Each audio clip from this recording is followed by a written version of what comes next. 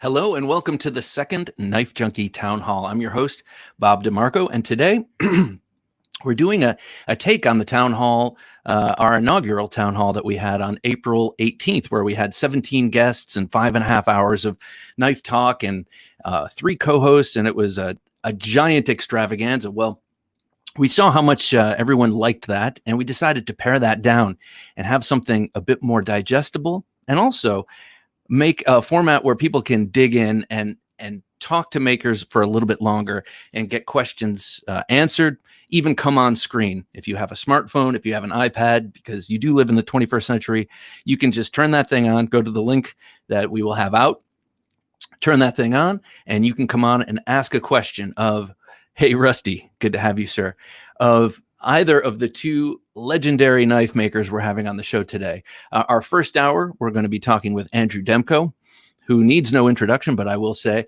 Andrew is an innovator, LA Knife Life. Good to have you, sir, in from Alberta.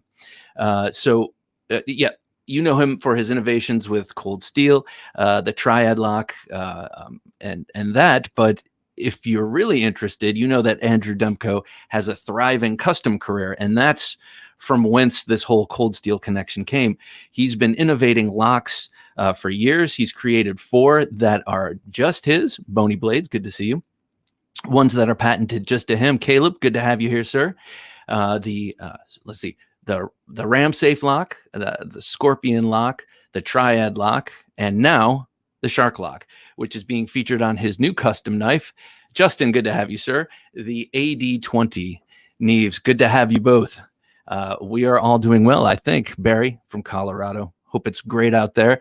It's lovely here in Virginia, though it's not a dry heat.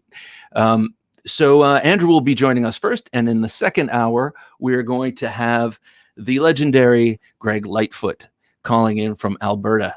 And man, so I have my first custom knife is a Greg Lightfoot, and I've had it long enough that it is truly broken in. G-Man, good to have you. And James, always a pleasure, sir. And so he's back on my mind, and then I go to see that he's releasing a small version of one of his knives, but we'll get to that. And if you know and like Greg Lightfoot's designs and like a smaller knife, this is the knife for you. So, Knife Whisperer, good to have you here, Joe. I've been pacing all day waiting to talk about knives. All right, that's what we like to hear. Me too, actually.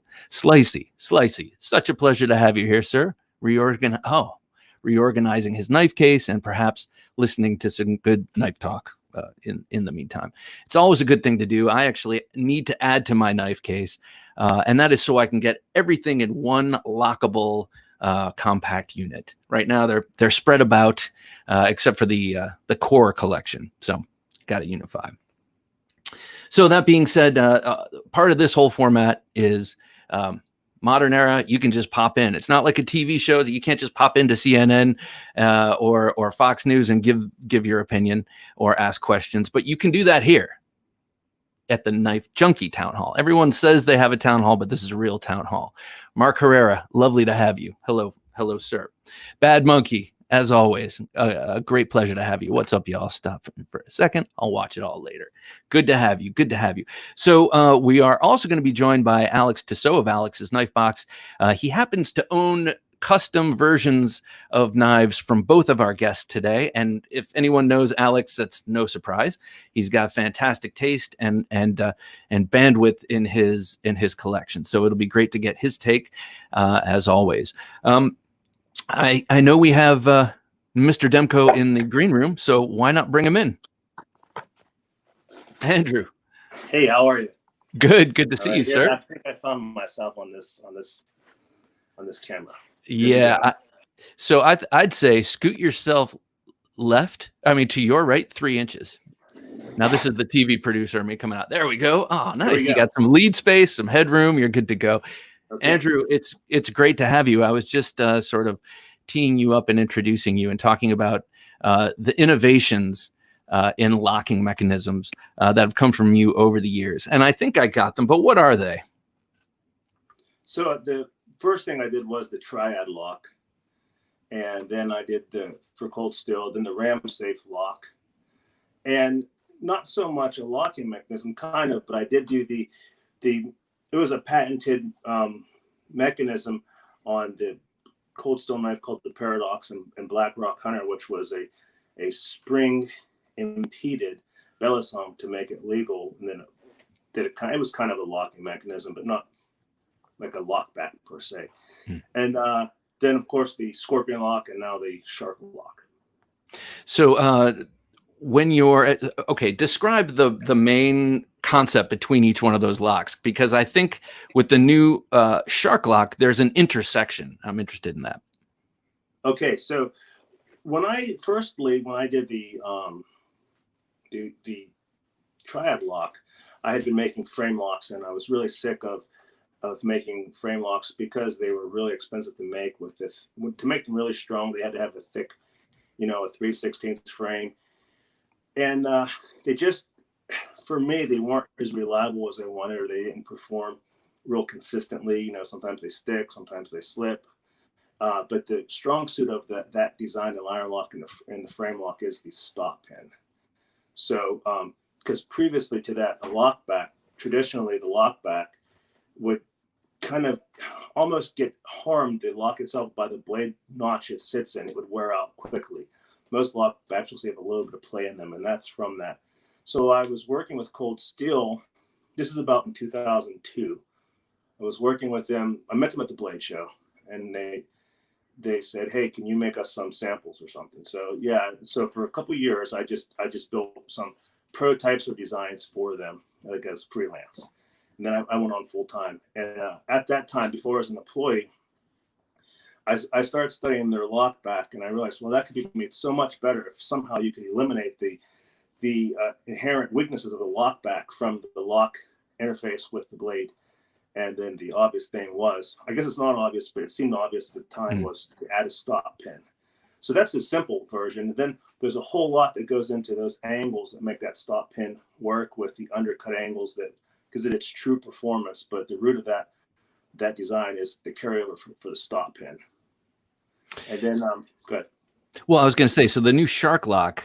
So we're all familiar with the Triad, and I have a question about breaking a Triad lock in. But before we get there, I want to ask you about the Shark lock. What is the since I've only seen your video and I've never had one in hand, how would you describe the experience? Well, it really is a lot like a Triad lock, except that the locking member, the lock bar, whatever, it moves, laterally or in and out instead of up and down like a rocker, the quote unquote rocker lock. It rocks like a seesaw. Mm-hmm. So it's just kind of very, very similar to that, but the direction that the lock moves. And the big difference, though, between a Triad lock or a lockback and a Shark lock is there is no hook or real recess or feature in the blade tang that the lock sits into, because that is one of the inherent weaknesses also of a lockback, is you have to have angles in there, and there's not much room, and then those parts break. So it eliminates, everything progresses, and it progressed past the things I saw that were limitations in the Triad lock. I have a bunch of Cold Steel's old knives with pre-Triad lockbacks, and those things are pretty damn stout. I mean, I've never had one, and I thrash consistently for years and years on a XL Vaquero before there was the Voyager series, or before the Vaquero was part of the Voyager series. And that thing, man, it's got the traditional backlock and you can bang on it, but I've never done any of that sort of reverse sort of action on it. And I could totally see how eventually it would slip out. So I like that you took a look at that and decided to make it stouter. How does the Scorpion lock fit in there? And let me just say, before you answer that, anyone who's got a question for Andrew Demko, this is the time to ask. Either comment it in or come on live on screen and ask your question. Because I have a couple of questions. Sometimes I'll get I've gotten a lot of Triad locks, and sometimes they take a minute to break in. And by a minute, I mean, some fidgeting, some opening and closing, and over a week or however long, and then eventually it settles into something super smooth, one-handable, drop shutty, and all those other terms that people are crazy about. But tell me about the break-in and what that means in a triad lock. There is sometimes you get a knife and it's just good and it's smooth all the way. And other times there'll be like a little tick in that lock. The triad lock is, as I've talked to you about before, super, super finicky as far as getting it to work. But then once it works, it's super tough and it's super durable and super reliable. But yeah, you will get sometimes where they'll stick. Now I noticed like the Voyager, the XL Voyagers, 5.5-inch Voyagers, they almost out of the box, they're like usually perfect, and they're, if you would describe user friendly, they're perfectly user friendly. And other knives, sometimes you will get a little bit of stick to where, because the tolerance is so tight, sometimes those little features that in a custom knife you might be able to address and buff and hone and love, those just have to kind of wear in to place. And that's usually what you'll see in the triad lock, if it's not really great from the start. Got you. All right. So two things. First of all, I'm hearing major thunder outside. So if I go black, Andrew, this is your show for a minute until I come back on. Okay. But also, are there plans to have Cold Steel make the 80/20? Rusty, thank you. That was my big question in the quiver. And that is the question. First of all, let's see the 80/20. Let's talk about the 80/20. But let's cut to the chase. Are we going to be able to have one on a more consumer friendly level? I don't know that yet. I've never talked to Cold Steel about it. I keep my custom business as separate as I can from Cold Steel. I even work out of two different knife shops. We have a Cold Steel shop in what I call town here in Newcastle, and I have my custom shop at home. And they really don't cross over very much, other than I'm at one place or the other. So no, I haven't talked to anybody about Cold Steel, but I don't have any plans either way, to be honest with you. Got you. Well, I mean, it seems like if ever it goes production, that's probably a good place to imagine that might happen. But the fact is, you are your own person, you're your own knife maker, and not everything you do is Cold Steel, Cold Steels. But can we see the 80/20? Do you have one lingering about? I do have. This is the, I have two versions, as you know, with my stuff, an MG and a custom. And the only difference is the MG has the machine ground blade. God, yeah. And then a custom. Well, in this this one doesn't have the hole in the blade. No, I made a few hundred of each in 20 CV and in 3V, and I would say 80% have the slot in the blade. But I knew that not everybody would want that, so I did make some, whatever, without the slots, solid blades. So if you were looking for ultimate strength, and maybe you don't want to sacrifice that for flipping or fun or usability, then you might pick this. I like how you put that. If you're getting this to actually use, you might. Well, I think I don't know if I told you, somebody said, hey, I want a knife. A lot of people, I will try to grind the edge thickness to where they want it. So, the thinner that you get that blade, the better it cuts. Even when they're dull, they'll cut because it's just so thin. When the thick knife gets dull, it's hard to sharpen and it doesn't cut well. A really thin knife. Oh, Andrew must be experienced. Oh, there we go.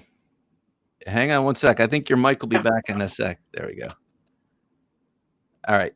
So I have a guy who said, oh, I'm going on. He had like a grant or something to go to the jungle on, I don't know, like an Indiana Jones adventure or some type of archaeology type of thing. And he said, well, what should I get? I'm like, well, if this is your only knife, you might want to err on the side of caution. Maybe we'll make that edge a little more robust. So, doesn't cut as well, but it won't break.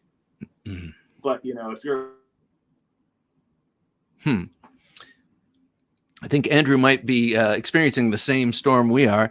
But I think what he was getting at was he began to offer the slotless, if you will, the blade without the hole, when someone came to him bound for an Amazonian adventure or something, and better to have 100% of the steel in the blade when you're out there, and you might need to do something crazy with it than to not, just to have the ability to, say, Spidey flick it open. I'm interested in finding out Joe Frazier, if I can call you that, the Knife Whisperer. He was on Thursday Night Knives just this past week. He had a question just before, and he was asking, besides cold steel knives, what's your favorite brand out there? And I would say probably it's the Andrew Demko custom line, but then maybe his third favorite. I'd be interested to find that out. That's a question that's kind of touchy. For me, like when I am interviewing people, I always want to find out, okay, so pretend you didn't make the knives you make. Who would you be carrying? And in a way, they can't, I think a lot of people feel weird answering that question. So I've avoided it somewhat, but maybe I'll bring it back just to get a little discomfort. Maybe get the real person. Blade Banter, good to see you. Seems the machine ground is attainable. Oh, I hope so. See, because I'm thinking now it's time to cull. I know I say this all the time. You're sick of hearing it, but to really cull and get a few customs, get something that was made by hand from Andrew Demko, for instance, the 8020. It looks like I'm not going to have a chance to run out and get the cold steel version anytime soon, but that lock is fascinating to me, and it reminds me a little bit. Yeah, I know exactly. It reminds me a little bit of the new SOG knives, the way they have that secondary lock to keep the knife shut. It doesn't keep the knife open, but to keep the knife shut on the spine. You look at it and you think that looks like it's going to get in the way. But actually, at least I can say on the SOG, it works very well to act as a backup thumb ramp. I thought the 8015 MGs were more like 675. I don't know. We'll have to ask the man when he's back on. James says, I think Andrew was saying the edge bevel grind shouldn't be as robust. Yes. You're right. That's what he was talking about. He was talking about the edge bevel. But I think we got onto that topic because I mentioned how it doesn't have that slot. And to me, actually, it's kind of a joke. I don't see removing that much material from a knife like that as making the blade fail. It seems like the rest somewhere else, the pivot would fail before that. I don't really know because I haven't put the knives to the test. But then he started talking about the edge, and you're right. He talked about putting a broader, thicker behind the edge profile on it because if he's out there in the jungle and that's his only knife, it's not going to break. It's not going to slice Swiss cheese perfectly, but it'll do a great job out in the jungle. Gert Tarkter. Perhaps check out William Collins knife. WCSK looks amazing in my opinion. I'm saving up for one. William Collins. Does anyone else know who William Collins knives? I like to try and keep up. I like to think I'm keeping up, but man, it's a scrabble. That's why I have people like Alex, for instance, join us. And Andrew's back. Andrew, good to have you, sir. Sorry about that. I don't know what's going on, but I was hitting every button that was available. Well, maybe that was the problem. No, I'm just kidding. Maybe. So we right before you dipped out, you were talking about your client who was going on an Amazonian trip, and our friend James reminded me that you were talking about putting a very robust edge on it, so that it might not slice cheese well, but it's gonna not break while you're out in the jungle. Is that something that you've been is that something you do in your custom business? Kind of create different blades dependent upon the task?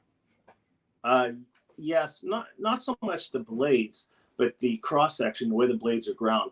For example, on the MGs, these have what you would call, I believe, a saber grind, or maybe it's not even a saber grind. You can argue all day about definitions of grinds, but this is flat grind, so we call that taper ground, and it's about halfway up.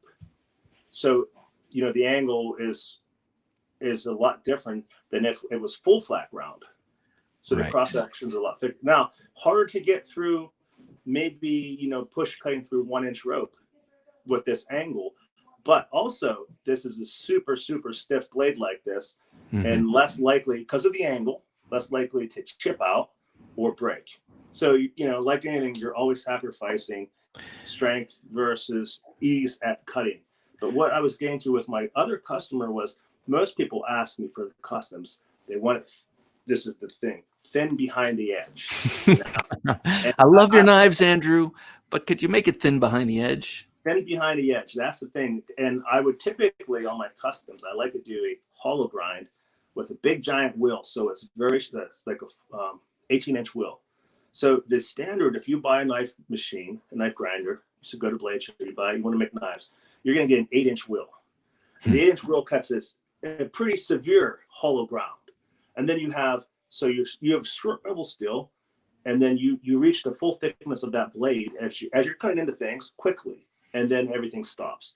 So if you're able to have a giant hollow grinding wheel, then you can grind things that are really, really high. So this is a super high.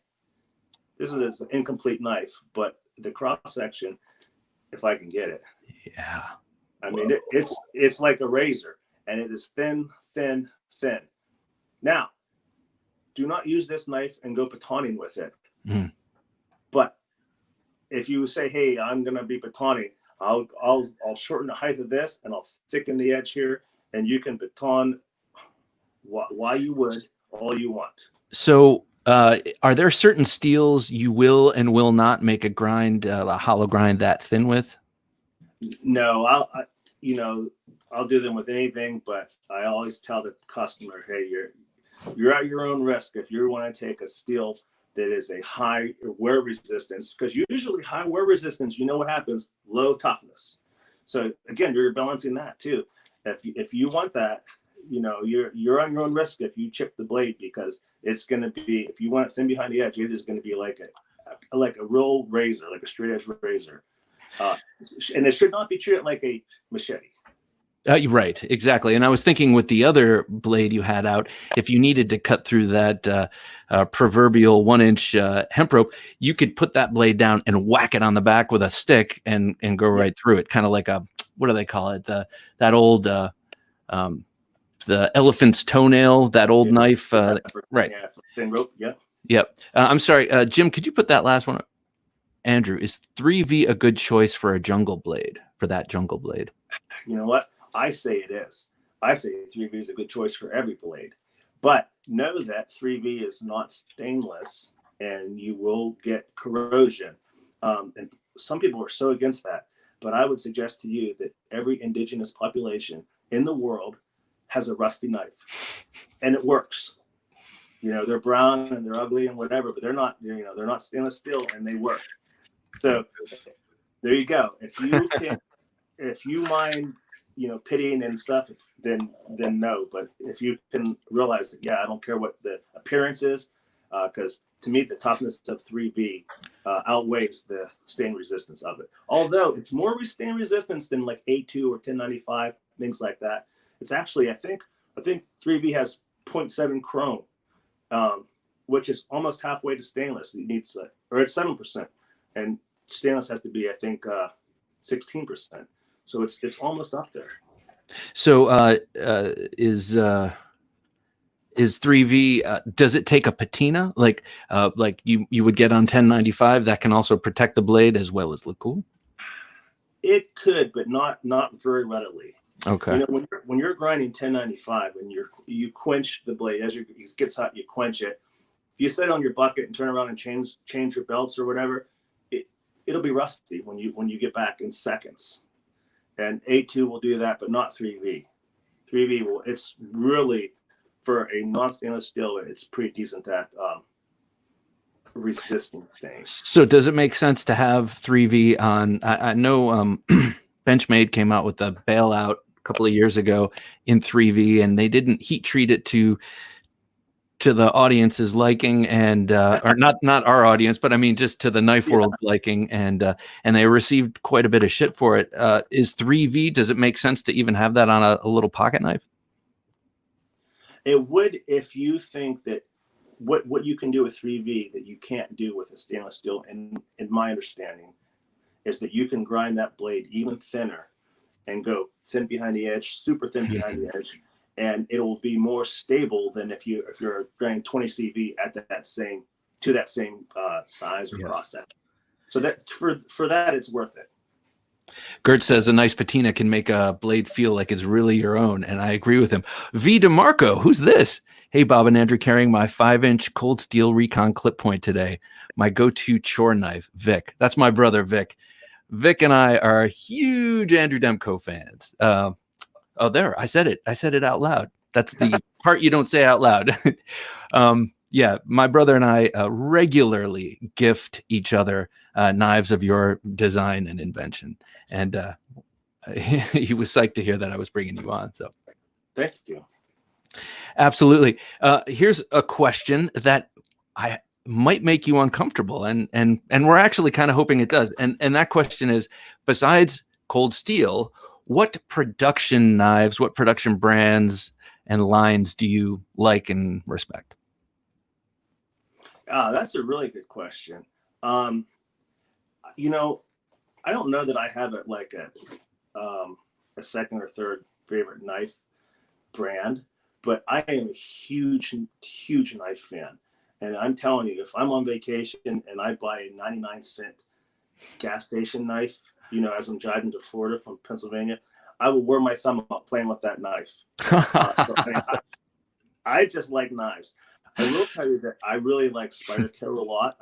I think they're really, you know, they lead the way in a lot of ways with innovation and materials and stuff. And I like how they do sprint runs. So I like Spyderco's a whole lot. And when at Cold Steel, we were testing knives when Cold Steel assigned us to fight the competition.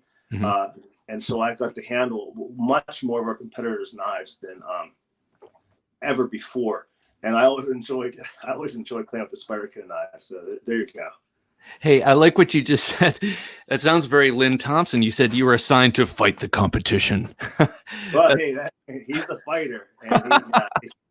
And you know, Lynn is always like, he's a prove-it guy. So if you say you're tough and Lynn's around, he's going to probably tell you, well, you might not be as tough as me. Let's find out. Yeah. You know, and that could be with any, it could be he's competitive, you know. So with knives, he can't, he's ready to battle. Well, he's only trained in every single knife combatives form in the universe, I think. But it's funny because you know, I love sleepers. You know, people you look at and you're like, oh, you know, I'm not too concerned about this guy.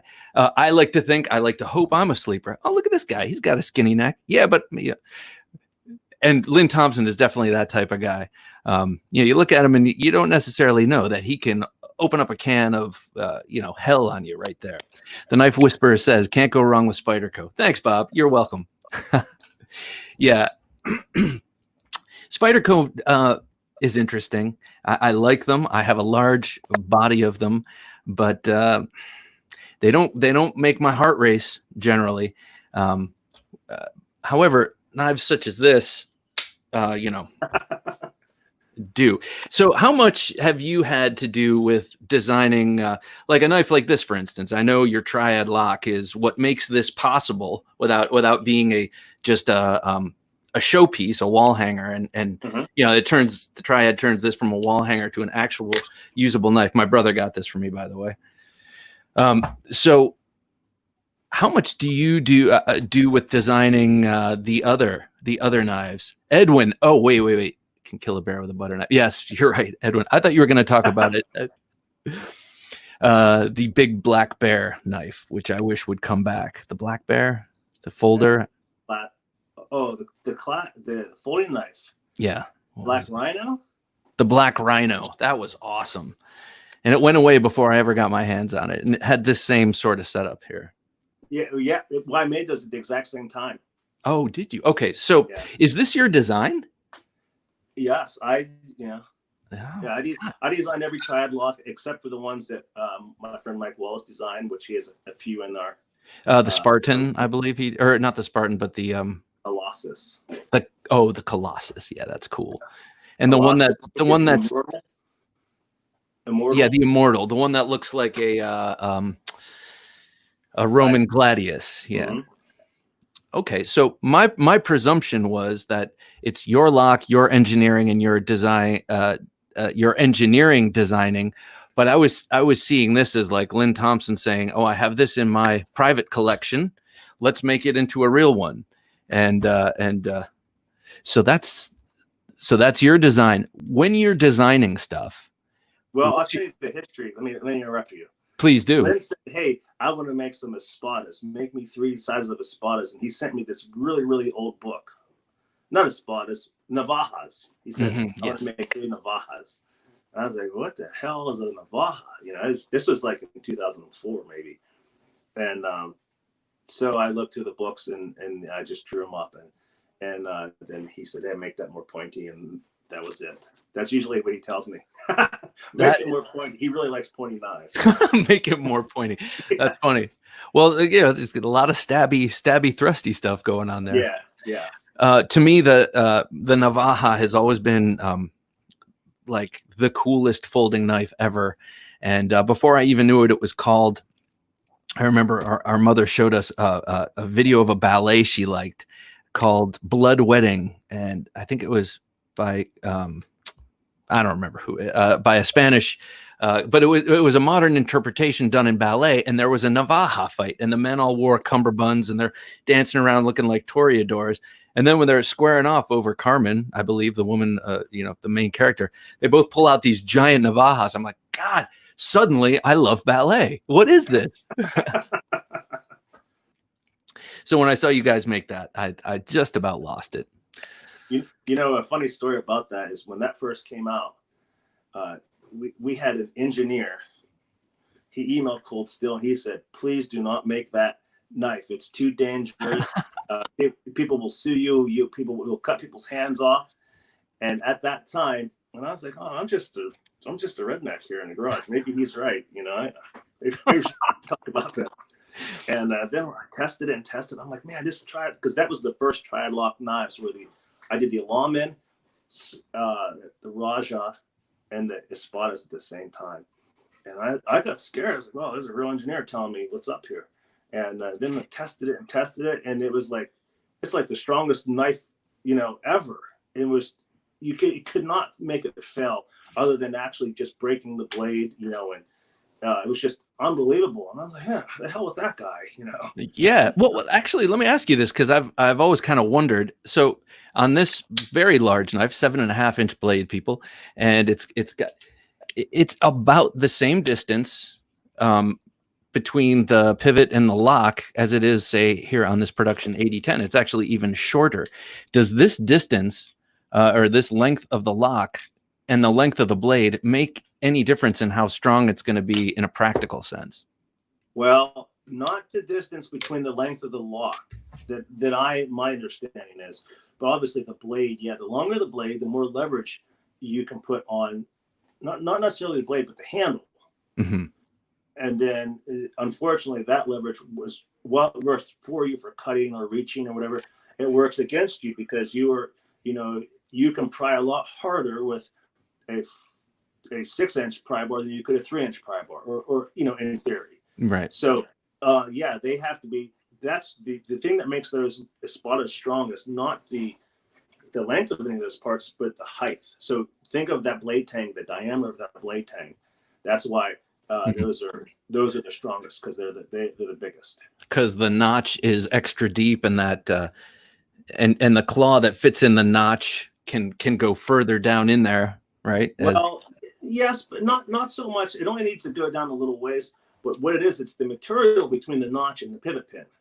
That length of that distance, the greater that distance is, you have gained mechanical advantage because you're further away from the fulcrum.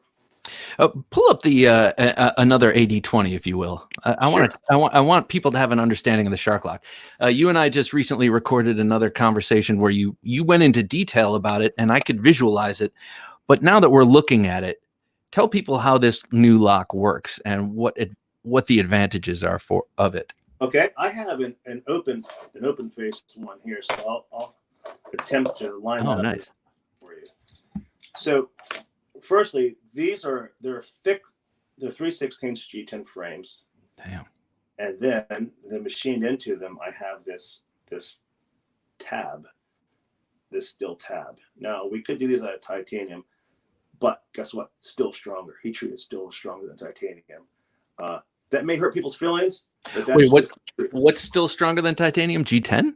No, heat treated steel. Oh, heat treated steel. Yes, of course. Okay, gotcha. Like you can say, well, titanium's stronger than steel, but the issue is there's some other factor in there. Not at the same size or the same weight, pound per pound it's stronger, but in this size, because this thing is like a 16th thick. So in this case, the steel, heat treated steel, is much stronger than the titanium would be. So the slight bit of weight savings, to me, in my liking, isn't worth it. I'd rather have the strength of the steel. Yeah. And so you see this weird shape. Yes, this is very difficult to line up. Okay, looks this like weird a puzzle shape piece. here. Therapeutic edge. Yes. Nice to have you, sir. Because what happens is with the triad lock, you may know from the videos, the front pin takes all that negative force, meaning when you're trying to lever your knife or doing a weight hang test. But in this, it's all right here. And what happens is the blade closes upward, or the tang moves upward, and it will push this thing and break it out straight up. Breaks right there. So it wedges beneath that pin. Yes. The lock wedges beneath I'll show you that momentarily. So what happens is, with this extra part in here, it helps root that tab in. Without this, if that wasn't in there, then what happens is this area here just rips out and it deforms. But this little goofy shape. You mean the little puzzle piece, that little peninsula that comes out? Yes, it locks it in place even more. So not only do we use the shear strength of the pins to hold this in place, and then the yielding strength of the G10, but also this cool puzzle piece shape interlocks those two together, and you're not just relying on the pins holding it in place. And so here comes I told you this is the wire cut part. This is the actual. So you cut this on your new wire EDM machine? Yeah, wire EDM, yes. And it comes here. And then if there's a spring behind, there's a spring would go right in here. In that little notch. And it's always urging this thing. It's pushing it forward. Mm-hmm. So you come in here and then look back and sorry. So this is very backwards for me. This comes back and up. And up a little, yeah. There we go. And that helps it clear out of the way. And then you'll see there's this kind of bump on the bottom of the lock. Mm-hmm. That sits in a cavity, and it's hard to see that it's a cavity. That there's a round, see that kind of right up here? Oh, yeah. Okay, right up there. Yeah, put your hand behind it so we can see it. Yeah, there's a little. There's a dish. It's a dish shaped in there. Yes. And that shape, I'm going to put the blade in through the handle here. That shape, so that hump on the lock bar sits into that dish. Now, if you ever look at I believe they're still like this, an axis lock, they have an angle down, and then the cross pin goes up that angle. But in this, they don't always resist impact tests well. I know that from cold steel testing. But in this, see how this hump sits in that dish? Yes. And that's what locks it in. It can't. That's why it passes all the impact tests, because you understand the difference between on a liner lock when it has the straight lock face or the concave lock face, where the tang is cut in. Yes. Same principle right here. So then that goes in there, and it springs back and forth, and then it springs forward, shuts it, back, forward, locks it in. So it would have to clear both the downward angle of the lock face and that upward notch to break after all of that. Yeah, when they break, now if it in an impact test they just seem to stay in, and then I had to make I'll bet I made 50, maybe even 100 different shapes in here to make it to where it would pass the impact test, because they always want to come out. The whole thing with making a lock is you can make a lock and it might feel good, but it has to be strong, I think, and it has to be impact resistance. Not that you're going to hit the back of your blade, but I mean, you might by accident. Yeah, for it to qualify as a lock that holds a knife open, it shouldn't be able to be defeated with a tap on the back of the blade. And so, ramps just, made it like a ramp first, and then as soon as I hit the impact test, it would squirt right out. But when I added this shape into it and these cups, then it couldn't. Once the pressure was on it, it couldn't escape. So this is your this is your process. I mean, we've talked about this twice on the podcast. This is your process. It's like cooking. You're not just designing it out in CAD, checking out how it looks as it moves in a 3D model and then producing it. It's a lot of back and forth. It's a lot of take a little bit off the end and you missed a spot over there. Yes. I mean, I have boxes of blades and the lock bars, and they're labeled, and they're all, I think I told you this, -1, -2, -3 for, in 1,000. So -1 thou, -2 thou, -3 thou. Well, so the question I have is, how does the Demkos are by far my favorite knife people. That's cool. The ram safe lock. How did the ram safe lock inspire this lock? The ram safe being the one that's on the pocket Bushman. Yes, the ram safe lock, and I think we talked about this before. When I made that, I made the custom. I didn't make customs. I made customs for Cold Steel, and they were pretty darn smooth and pretty nice. But then in Taiwan, it came out a little tougher. The spring is like you have to pull that thing. And if you let it slip out of your hands, I've experienced that. You can, but we're knife people. We're supposed to be a little bit tougher and not care too much about that. But yeah, I've experienced it. Yeah, most people are not flipping that open. I can, but I mean, I have impressively strong hands from fighting with locks and pushing down that triangle correctly and stuff. But so it operates in the same thing. There's a wedge, there's an angle like I just showed, and that ram comes in there, and that passes all those impact tests because it's so much force with that spring pushing that ram into place. But to get that to where you have just completely just very easy. Where are we here? Here we are. Very, very effortless lock motion. I don't have to overcompensate with severe spring tension. Yeah. For this to work. But it's still okay. So here's a question for you. And now I'm holding my Cold Steel 8015 in my hand. That is another lock that you created, the Scorpion lock, and they're all strong, but everything's on a scale. I think the 800-pound gorilla in the room which is your strongest lock, and are you always trying? Is that the dragon you're always chasing? I think that's a drug reference, and I don't mean it like that, but is that what you're always going after, like to beat your strongest lock? No, it's hard not to fall into that, but no, that's not the case. Usually I want the best all-around performance of the lock, because overall the tribe locks are the strongest. However, I can make you a Scorpion lock that will be like I never actually only made prototypes, but my Scorpion Max. I don't know if you ever saw that pictured on Instagram. It's my 4 Max version of the Scorpion lock. That I believe will be much stronger than the Triad lock because it's bigger. I added all the features. I designed it to be super, super, super strong. And it didn't lose much user-friendly stuff, but so these are pretty darn comparable to most of the Triad locks in this thickness. But if you said, hey, you're in a real contest and there's some money involved, and if you want to win this contest, you have to make this stronger than the strongest Triad lock, we can do that. But you're going to lose a lot of the features that you love in a really well-designed pocket knife that's user-friendly, easy to carry, easy to unlock. I don't want to have to put twice as thick. Right. You don't want to have to put on tactical gloves and use both thumbs to close the damn knife. Yeah. So to me, my ultimate goal is to have a design that is really strong. It has to be really strong. I don't want any just regular average strength stuff.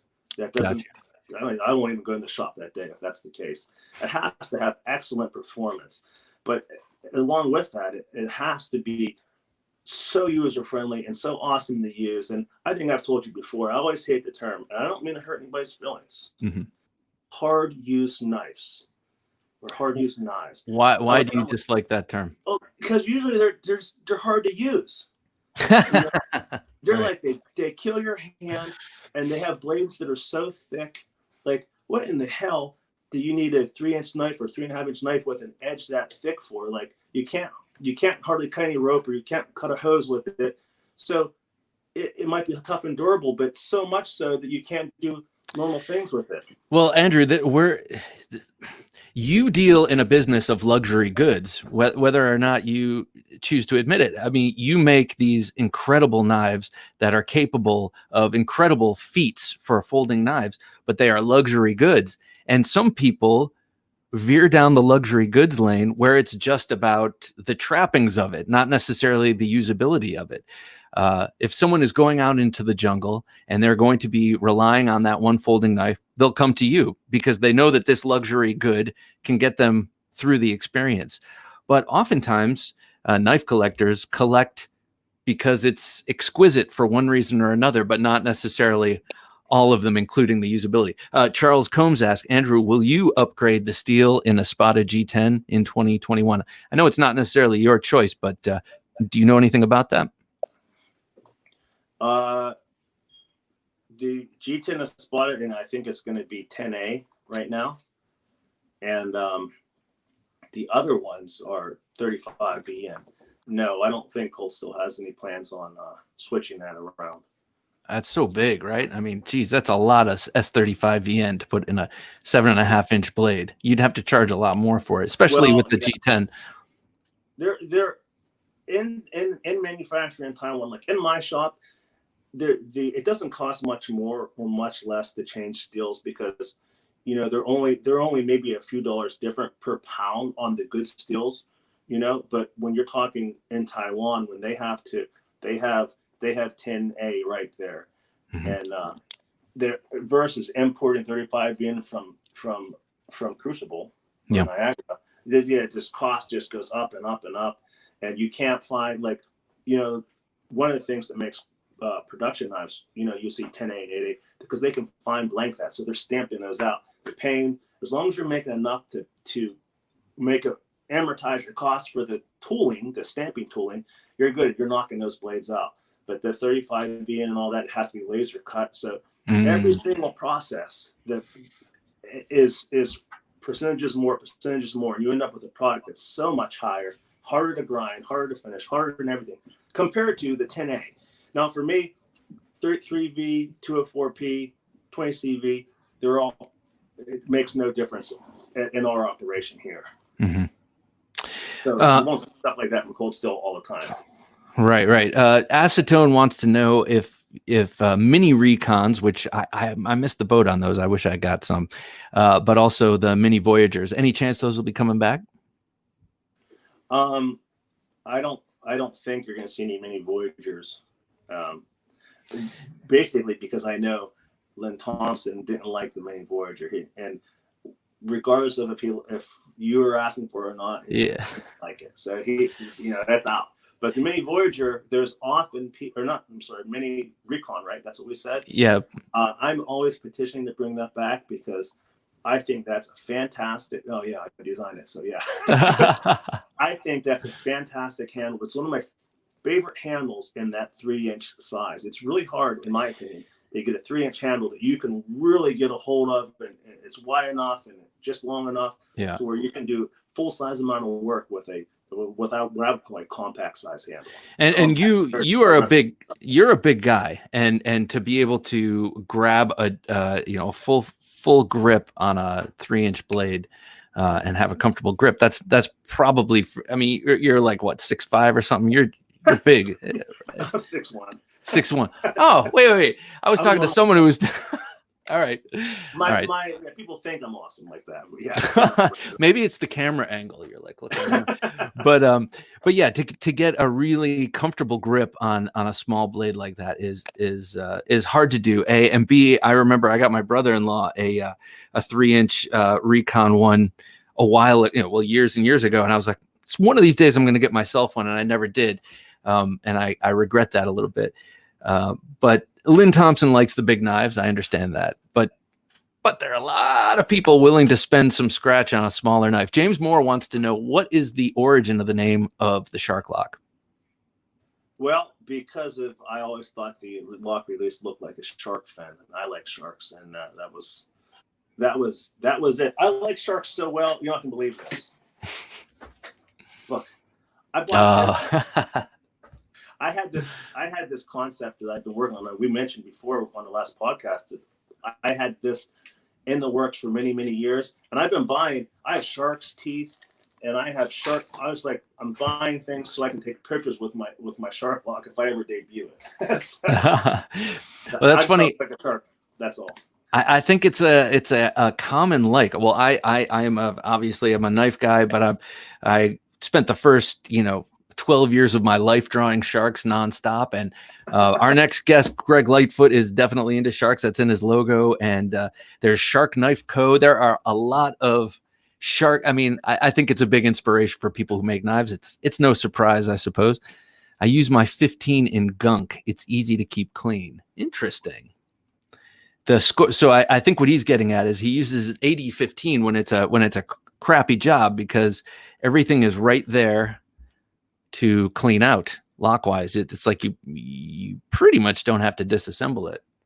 And I know that this is different on the custom, right? That this is one full piece on the cold steel, and on the custom there's a hinge right there, right? It's not just it's the same exact thing. Oh. Although on the cold steel, that's one piece. It's milled out of one piece. On the custom, the side panels are pinned to the back spacer.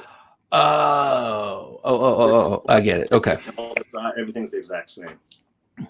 So 80-20, how many, what's your production schedule like this? How is this? Yeah, well, it looks like Edwin's asking the same thing. When is the 80-20 Shark Lock custom available through your shop? I mean, that's now, right? Well, we sent the customs. We sent out our first 20 last week, or maybe the last. We just sent 5 to True North Knives, Neil over at True North, and all of our dealers. I think we have one more batch of 5 going out. Our MG blades just got back from the grinding sub, and that's why they look like this, because this tip protector hasn't been ground away or anything yet. Oh, okay. And we have a bunch of orders to fill to our dealers there. So within a couple of weeks, then once we fill those dealer orders, we'll go ahead and put some on our site. But we don't really pay that much attention to our site because we supply our dealers. They're like our number one customers, and then you guys can check them out. So find the dealer links from our website, I guess. Before you, well, we'll talk about that before you leave. But let's see, Spirited Whiskey. Were there any particular mentors or other knife makers that inspire your work today? Yeah. So I was making knives, and then we've talked about this in 7th grade, and wood shop or metal shop. We forged chisels and we started building grinders. When I went to school in Pittsburgh, from where I live now, I went to the Art Institute for Industrial Design, and all I did was draw knives. And they told me, when I graduated, they go, "You got to do something else but knives." I said, "Nope, that's it. That's all I like. Whatever." Consequently, I didn't get an art job. Nice. Till years later, when I kind of kept on making knives. But anyway, I met up with R.W. Wilson over in Weirton, West Virginia, and he lived about an hour from me in Pittsburgh. And I had already built grinders and stuff, and I could hollow grind okay. But R.W., he's a real character, and you can go over right now. You can call him up, and you can go over his house, and he'll give you knife making lessons and knife grinding lessons. And he builds grinders. I have grinders that I bought off him, and from I think about 1996, maybe it was, I bought my first belt grinder from him that he made. Still run that today. And most of my grinders, actually, he built for me. I have buffers he built, and grinders, and slack belt grinders and everything. So, he's like a cowboy kind of guy. He's got a cowboy kind of hillbilly kind of thing. You know, he'll sometimes in the knife shop. I'd be in the shop, and he's real short. It's real low. I hit my head on all the lights and stuff. Like a hobbit hole. Yeah, but he's got an awesome one-man, like one garage knife shop, and it's all lined with his buffers and his disc grinders and his belt grinders. And every once in a while, he would start like yee-hawing and getting out spoons. He'd be playing the spoons. That's so cool. Like a real, I don't know, like a. Well, you're in West Virginia, right? A banjo type of, yeah, we're in West Virginia. So yeah, and he's still at it. Used some at the Blade Show. He made the tomahawks years back. His nickname's Tommy Hawk Wilson, R.W. Wilson. He made the tomahawks with Jeremiah Johnson and stuff. But I have a lot of his custom knives, and they're pretty awesome. He's kind of like, not in the fame of Bob Loveless, but he's like in that era of knife making. So while I don't do anything like he did, you know, I always had my own thing. He always makes, if you talk to him, he'll go, "Oh, Andrew Demko, yeah, he went to cut his way out of a refrigerator." Because I said, I was in school and I was working at Arby's, and for a funny joke that we would lock each other in the cooler, you know, the walk-in cooler. Yeah. Pretty funny, huh? So I was like, I'll cut my way out of this. So I had this 1095 chisel ground, just a heavy, useless knife. It could cut your way out of a refrigerator, but it couldn't cut anything else. I said, I'll cut this damn door down if you guys put me in there, you know? And he asked me, "Why did you make that knife like that?" I'm like, "So I could cut my way out of a refrigerator." So that's 20 years later, 25 years later, that's still the running joke with him. He's a good guy. So you can check that out for Knife Making 101 and supplies. James Moore wanted to know if you're a Steelers fan. I'm not really a sports fan in general. If I was, I would be a Steelers fan. That's what I say about the Browns. Yeah. My family growing up, you know, I grew up in a martial art family, and my parents were never into sports. And hey, we never went on a vacation. Every vacation was a martial art seminar somewhere. No, I'm not really into sports that much, and I spend most of my time just playing with knives, to be honest with you, or doing things knife related. You know, something I can use my knives at, camping or just chopping stuff, whatever. We also had a comment saying Demko for president. Do you have plans to run for president? No? You know, earlier on I thought that, but in this day and age, it's just a little too tricky for me, I think so. I think it might be.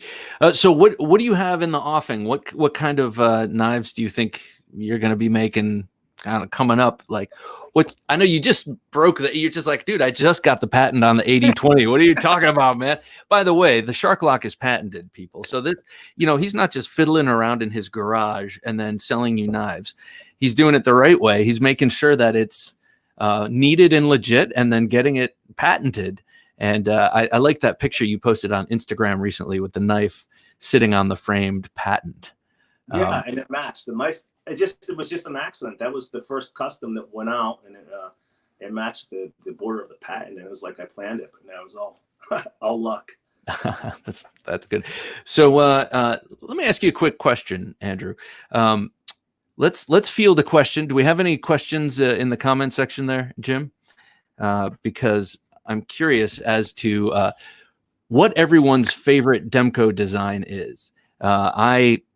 Personally, I keep as much as I love the 80/15, and I once said when I got both of these cold steels, I told you 80/15 to bed, 80/10 to wed. I know that's like an old fashioned term, but to me, I'm like, you know, the 80/15 is a pretty sexy knife, but I just keep, like, for actual use, I keep coming back to the 80/10. What do you resonate most with? I'm not asking you to choose between your babies. I'm just saying, like, what do you hear from customers and such? You know, like always, I've been getting a lot of requests now for 80/15s since I'm not producing them. Mm-hmm. I'm like, hey, yeah. Where were you guys 2 months ago? I finally made up my mind. But yeah, you know, the shark lock has been my long-term goal for a long time, and I'm really smitten with it, both on how it functions, how it works, and how you can put. It's designed to put 3 different blades in the same handle, and definitely the 80/20 is my favorite. Now I will tell you this, that when I did the 80/15, after I started carrying those, I hadn't carried a triad lock except for my Cold Steel XL Voyagers. I hadn't carried any triad locks at all. It was all Scorpion lock. So right now I can't even touch a Scorpion lock. I'm just all shark locks. So it's just because it's the newest, funnest thing for me, I guess, is really what it boils down to.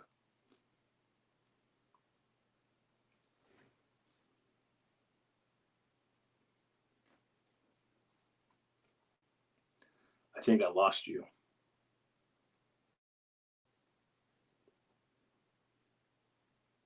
So I see Blade Spirits is asking, can I do a pre-sale to Knife Junkies for the most recent 80/15 MG batch? Hopefully you mean 80/20, because the 80/15s, if you're looking for those, you got to find it from a dealer. We are out of 80/15 parts. We only have a couple, maybe some customs in-house that we were finishing up. And I don't know when we'll run another batch of 80/15. Based on how they are to build compared to 80/20, I may never run a batch, but that's just my feeling on that. I think we will do it again, but the 80/15 is completely a pain to machine all that titanium and to put that yoke together. It's really hard to make compared to the 80/20. So right now, that's probably another reason why I'm having a love affair with the 80/20, is that it's going together and being produced exactly what my plan was with that. So 80/20s. As someone who's an artist, and I mean, I make art, different things throughout my life. Sometimes I'm into painting, sometimes the point is, whatever the latest thing you're working on is the thing. And you look at your old work, and obviously when you look at your old work, you're making tools that are awesome and provable, but still, they are the results of your artistic efforts. And kind of when you look back at old work, you're like, yeah, that's a great thing, but now I'm doing this, and this is the culmination of all of my thinking up until right now. And so it's easy to get really excited about your current stuff. Yeah, absolutely. Well, Andrew, ever think of doing a karambit? Was that yours, the Tiger Claw? Of course. What's that? Of course, every triad I did. Every triad. Okay. I need to get off of that horse then. Ever think of doing a sax? That's what we need.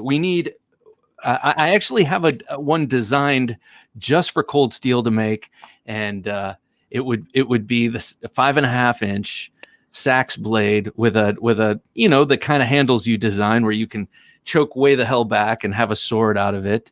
Or, the Knife Junkie exclusive karambit. Well, he already made one, so I think we got to do a sax. I just think the time has come for Cold Steel to put out a sax. Damn it.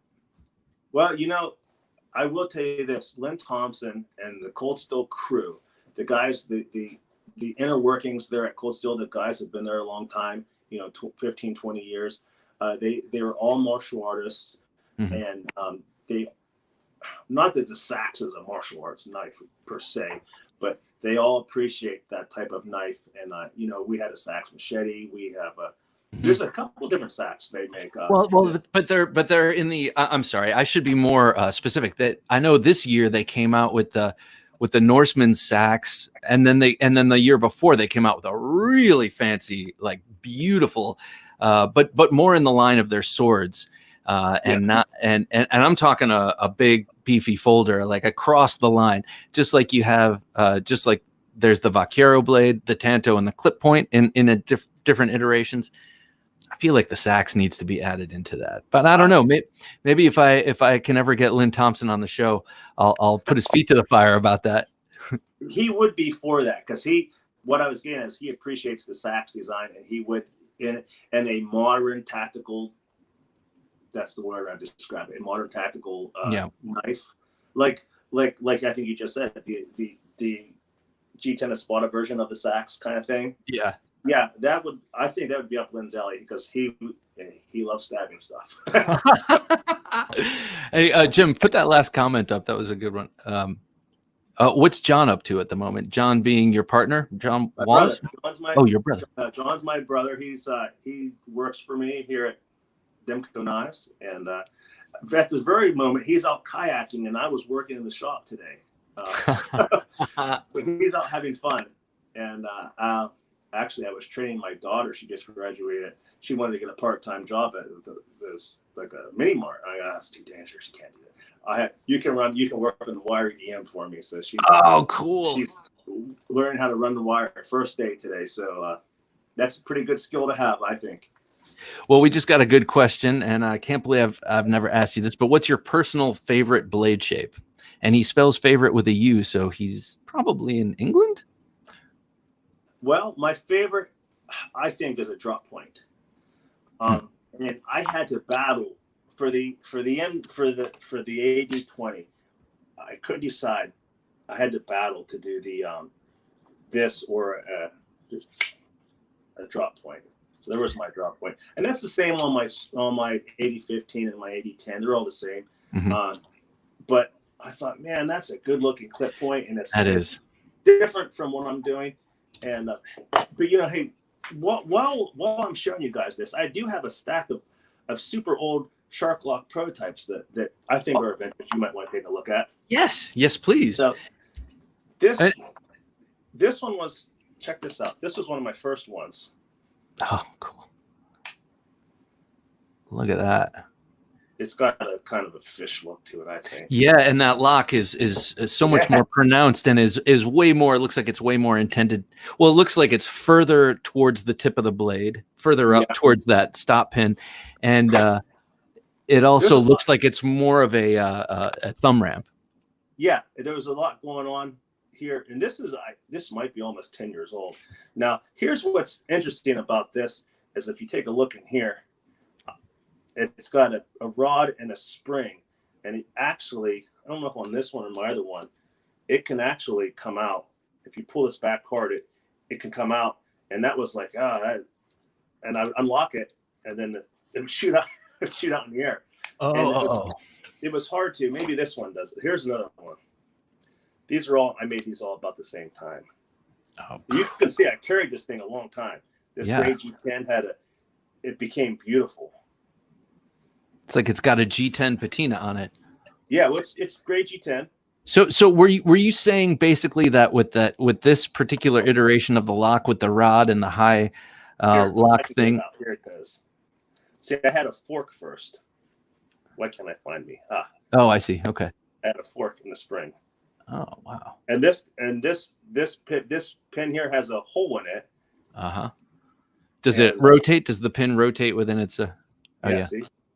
That helped it move up and down. That's what that weird shape on where are we? Over here on the new ones. Let me get a lock bar. That eventually, over years of trying, grew to this because this would break easy in the weight hang test because it's not strong. Right. So I said, I have to add a post to that. But when I added the post, then you couldn't clear it. You couldn't get it back far enough. So then I had to add this little spoon, this little dip in here so it could go back and lift up. But anyway, this is a real early one. And then eventually, after I shot this lock out a few times, I was like, I got to change that. So then I made this one.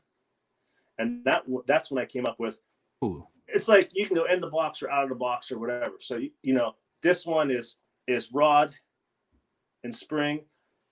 This one was the first one like this, where the spring was totally closed. Okay, yeah. And you can see I experimented with cut, scalloping away there. Yeah. Oh, that's cool. That reminds me a little bit of the of the old Code 4 there. Yeah. And here's what you're going to really like this one. This is an interesting one. So I put it away for a while. I got tired of it because I didn't have the wire EDM at the time. And I couldn't machine out what I wanted. with the wire ADM, I told you, you draw it on CAD, and whatever you program into that machine, you get down to the smallest measurement imaginable. So I put it away for a while, and then I came back and I started again. Now you'll recognize the look of this handle. Oh, that's the wait, don't tell me. That's the yes, I do recognize it. SR1. SR1. I'm sorry, I just could not think of the SR1 with a third little finger choil in the middle there. Yeah. So I put that away for a couple of years, and I thought I got to get back on that, because I had at that time I had the 8015 done. So, and then the Spider-Man, the blades were becoming popular. So I thought, I'm going to put that in a knife. And then I drew this. Check this out. It's got a nice, cool titanium jump backspacer. Oh, that's awesome. Oh, and on the pommel too. That's cool. Yes. Yeah. All the way back, and it sticks out a little bit. So I made this, and I fell in love with this handle. And I don't know if it was a good idea or a bad idea, but I was designing the SR1. It was before I designed the SR1, and I said, I'm going to put that in a cold steel knife. So then I made the SR1 after I had this. Actually, there we go. This is the part of the SR1. It's the rear end that really defines it. Yeah. And then that area right up in front of the pivot, that forward. Yeah. Oh man. Yes. Yeah. And then this is kind of like in my 80-10 and all. Oh, everything's so it's all the same. Right. Anyway, so then I was like, oh shit, that looks too. I couldn't use it I couldn't use this anymore, because people were going to say, hey, you just copied the SR1, not knowing that I designed the SR1. Right. And then I came back again. Well, I get that all the time. They tell me I copied stuff. I'm like, hey, damn it. By the way, jackass. Yeah. So then I came back and I changed it again to this. It was more like the very original one. I came back to this shape, which was a good one too. And I love the LG10 for some reason. And then there's more, but this is all I have in here. And then eventually it became that, and there we are. So that's a brief history of the. Wait, here's one. This one's awesome too. Check this out. This one has an even different handle shape. Yeah, it's really comfortable. It's a really good handle shape. And there's one more. Oh, this is my favorite. So just because something's my favorite doesn't mean it's the best for production. It's difficult. It's difficult to separate your likes, as the designer and the quote unquote owner. I'll do whatever I want. I'm the owner. What I should make. So this one though, it's probably one of my favorites. It's the same length you just saw. What is that? What is the length? What is the length? This is the same. This blade actually goes on this handle. It's the same. This is one of my. This is the earliest sharp lock, the earliest of my new production. The new ones, like the last couple of years. Right. This is my standard blade shape, and although I didn't make this, but I like that blade. Yeah. But anyway, that's cool. So check this out. The handle, I was in. Is this picture okay? All right. I was in the kookeries too, so check that out. I put a kookery. Oh yeah. To me, that's when this goes in your hand, and that comes above. Look at that. Yes. And now look at this. See how thick the cantle is? The cantle is this cutting edge. That's like, there's a hard user right there. That thing is like a chisel. Can't cut stuff very well, but it can. But what it can't, easily cut through, it can hammer through. There's a lot. And also last cool thing is I can take with this. I can change. You say, "Oh, I'm not going to do it right now. Please don't ask." But my brother will kill me. He's dedicated to doing our production, and I'm dedicated to a whole bunch of stuff. But we could take this G10 and change this shape up here to this. That was my intention, to this kookery one. Or whatever, this flared tail end, and we could do that, because that's why I did that's why I made everything work here, so we can forget about this much of the knife over here, and as long as this is all the same, we can make the handle longer and put a longer blade in, or change the handle shape. So that's why I always say it's a very modular system. So we had the SR1 is a fantastic knife. I'm glad they just came out with the lightweight version. I want to check that out for sure, especially in Tanto. But I was going to Spirited Whiskey mentioned perhaps. I mean, I know he is a huge collector of awesome custom knives. He wanted to know, can people pre-order this knife with you now? Is this happening now? Or, I mean, I know knives are going out to your distributors. And maybe I asked this before, but not in quite a clear way. Are you taking orders right now? We are not officially taking orders, but anybody who wants to get into the first, if they want to buy them directly from me, again, I just try to steer people to our dealers. Okay. But we will have them on our website in a couple of weeks once we fill our first initial dealer orders. And if I have requests from dealers, then I usually don't make and put up our own, because I don't want to compete with my dealers. Yeah, sure. Yeah. But when they don't have existing orders, then we'll go ahead and put stuff on our website. But they come first, but also you can email info@andrewdemko.com and ask about that too, and my brother will handle that email. And because we are planning on in about 2 weeks having knives available on our website. The one thing though that makes it worth doing that, watching the website, is we do things on the website that the dealers will ask for, give me 5 gray, 5 black, 5 blue, and right. We might have some stuff that I just want to make for fun, like carbon quartz or other materials, or just some unique things that, because we don't want to be constrained to plan anything like that. We just kind of get some material, try it out, see if it's cool, see what it looks like, and then make it and post it on the website. So you would see that on Instagram first, or whatever social media we're using, Facebook, and then check it out on the site. All right. Well, that was going to be my next question. I think we have Greg Lightfoot on the way, but I wanted to find out from you where people can, where the best place is to follow you, and then where they can reach out and find out about maybe putting in an order or being in on that first run. So yeah, you can check out Demko Scorpion Lock is the Instagram my brother runs. I run the Demko Knives Instagram, and then we have a Demko Knives Facebook page. Which I know absolutely nothing about. My brother runs that. So, hey, the Facebook and say, yeah, just whatever, any problems, talk to him there. And that's it for social media for us. So let's give a little tip of the hat to your brother, John. What does he do for Demko Knives? Well, he works for me full time. It's so weird. I have to get up and go to my downtown shop and work for Cold Steel, and he comes to my shop and works for Demko Knives. And he does all of our machining, CNC machining, and assembly and sharpening. Not all of the sharpening. I'll sharpen too, but I try to make him do the sharpening as well. And I'll tell you what, we sharpen for some other people, and we've sharpened thousands of knives, and so he's really good at sharpening now. So it was all good practice for getting sharpening for me real good. And then I usually handle the wire cutting, and then we'll both assemble and stuff. But mainly he's running the CNC mill full time, preparing handle frames, blades. He does all the machining, all the CNC machining. Awesome. Lavender Pants and Women Carry Knives. Good to see you. Glad you could drop in. As you know, we've been talking to Andrew Demko.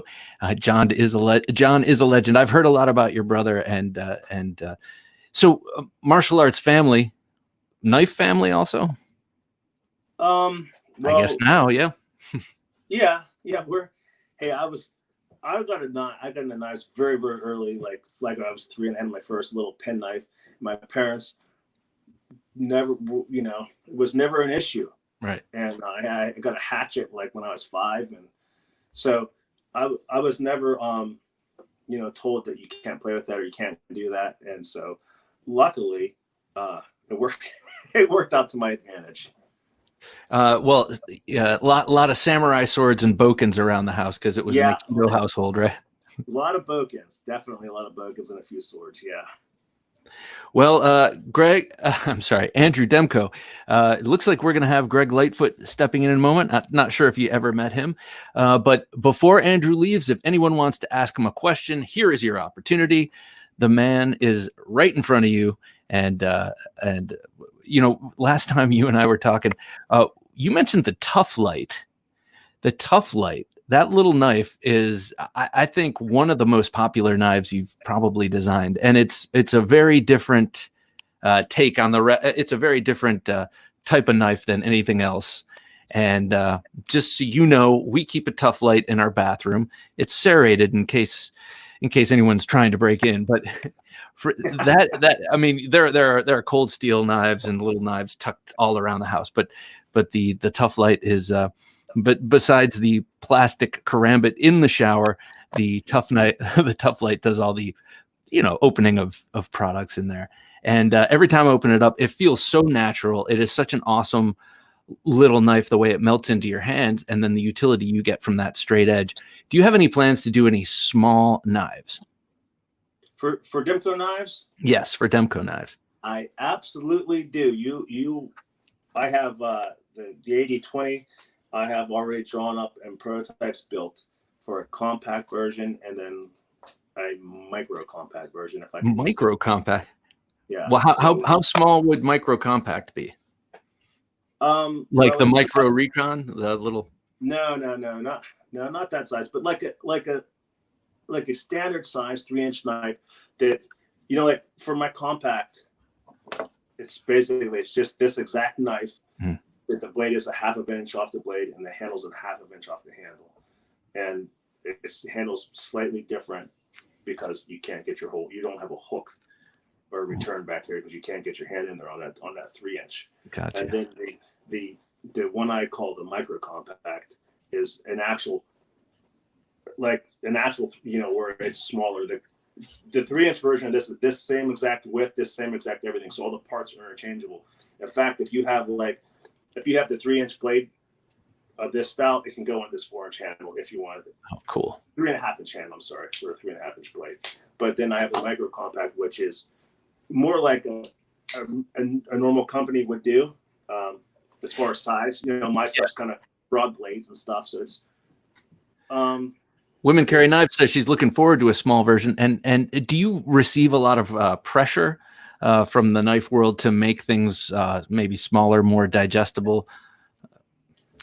You know what I mean? Not really. I do get often requests for people who live in places where even they say a 3.5-inch blade is not legal and they want a 3-inch blade. So that's kind of why I'm doing that. Got you. Yeah, I mean that can be a big issue. It's the size and the lock, and so Spirited Blades asks, how do you sell any customs that you make? Well, our dealers order customs, so we supply our dealers, and if we are making customs, they're just making them. They'll be on our website. All right, I think he's sniffing around for one. Spirited Whiskey / Spirited Blades on Instagram has a really outstanding collection of custom knives, and I think he's looking for one. We mentioned earlier that we were going to be joined by Alex Tissot, but it looks like that's not working out. So I wanted to get I wanted to get some comments from him. He has a recently tweakified, sculpted, what do you call it? 8015, and so I wanted to get his take on it, but not this time. And it looks like no, I don't think he's coming in. All right, well, I thought I was getting a text from him, but no. Andrew Demko, what a pleasure to have you here live. I really appreciate it. You've given us an hour and a half of your time on a beautiful Saturday, so I really appreciate it. It's been a pleasure talking with you, and if there's anything else you'd like to tell the general knife audience right now, now's your time. Well, I would just like to thank everybody who's listening and all my customers, for their support, because it is a really, really great feeling when someone is willing to pay you money for something that you built in your garage. So thank you for that. Andrew, when are you planning on getting the small version out? Sorry, before you. Well, that will probably be a while, because since we're just gearing up for the full size 80/20s, we won't stop this ball from rolling here for a while. But if it was up to me, I'd be making them right now. But you may have heard me say before, my brother always keeps me on the straight and narrow as far as common sense production, and not changing all our tooling out to make small knives and change everything around. So we're going to run this full size for a while, and then probably next year you'll see the smaller versions. Okay. All right. Well, Andrew Demko, it's a pleasure to have you on, sir. G-Man, thank you. Appreciate it. So we'll be talking to you soon. I hope to get the exclusive next time you drop a cool lock. But before that even happens, I'd love to catch up with you again. It's a pleasure having you on the Knife Junkie town hall meeting. Very, very happy to be here with you. Thanks. Awesome. Thank you, sir. Keep pumping out those sweet knives. And I can't wait to get me an 80/20 with the clip point.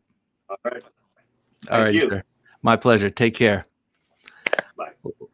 Bye. Lavender Pants. And the interview with Andrew Demko is the previous podcast episode. I was immediately a big fan after it was over. I have to get an 80/15 or an 80/10 soon. I have to concur, Lavender Pants. Maybe get the 80/15 first, just because it's you can get certain tastes of the 80/10 and the locking style from other cold steel knives, but the 80/15 is a very unique and interesting Andrew Demko. Hang on, Rusty.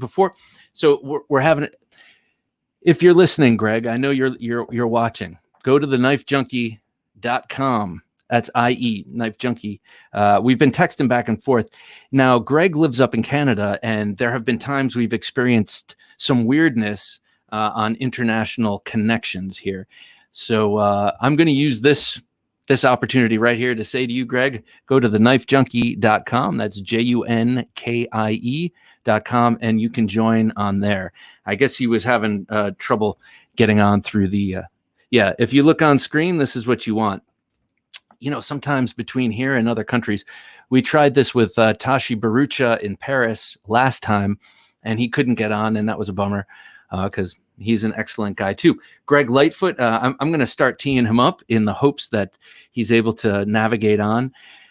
We just recorded an interview podcast with him. That was our second one, and what a cool guy, living up in Alberta on a 167-acre ranch, living the life. And when I say living the life, I'm not saying it's an easy life. He has a really cool ranch, and he makes really beautiful knives. And in his spare time, he's converting a Harley Davidson Roadster into an off-road bike because he used to race motorcycles. Interesting. Several other famous knife makers, were motorcycle racers. Damn, I think we're having problems. I'm going to just keep talking for a minute about this because, hey, I'm here. And this is the knife Greg made for me, as you can see, also inspired by sharks. He made this one very tactical. I asked him for my card and stuff. Right now, you look at his website, you look at his knives, not only do they have really, really interesting profiles and just kind of not outrageous, but very unique shapes. But they're also made out of gorgeous materials, old woods and mammoth ivories and beautiful Damascene steels and such. And he's got one that's a very big knife for him right now called the Pit Boss. And he's just made a mini version of it, and I really hope he can get on here because he's got to show this thing off. It is outstandingly beautiful. It is a Pit Boss, but in smaller form. And as we heard from Women Carry Knives, there is a lot of call for smaller versions of big knives. What is that? Look at that beautiful picture right in the middle of my screen. Oh, it's Knives Illustrated, and that's a picture I took. I am very proud to say we've sort of mentioned it a little, and we also had Slicey Dicey on the show recently, and we were talking about how he's the new editor of Knives Illustrated, and I was honored to be asked to write an article for him, and this is the article I wrote for Knives Illustrated. It's called "Cold Steel XL Folders. Insane? ? And this is an article in which I posit that the Cold Steel XL folders are not only, incredible weapons, and that's no doubt how they were primarily designed, but they are also, oh, there it is. There's the drawer. There's my drawer of XL folders. But these are also outstanding outdoor tools. If you plan to use them, yeah, look at that. Look at that. Beautiful, Chris. That might not be the best of the outdoor tools, but they work really well. And yeah, you take a look at that. Why are Cold Steel XL folders such great performers? Now look at the size of that thing. And it's got the triad lock, and you're choked way down, and you got a machete, but it folds up and you can pop that thing in your backpack, and you're not actually carrying a full-on machete. Oh boy. All right. So yeah, that is the one. I've been asked to write another article, which I'm very much looking forward to. Jim is highlighting some of my beautiful writing. Fighting aggressive viney vegetation around here is like doing battle with the great Hydra. And that is true. That is not even an exaggeration. It's as if I am Heracles himself out in the suburban backyard doing battle. So these are pictures of the beautiful Chris blade, which kind of knocked me for a loop. I got to say, I couldn't believe that a production company could get a Chris so well on so many different dimensions. The bevel itself, the edge, and how even it is. And hang on I'm just going to try one more time sending this link to our next guest. And if not, we will have him back on next time, and we will figure this out. We did a test, and it worked, but you know how technology is. We are just along for the ride.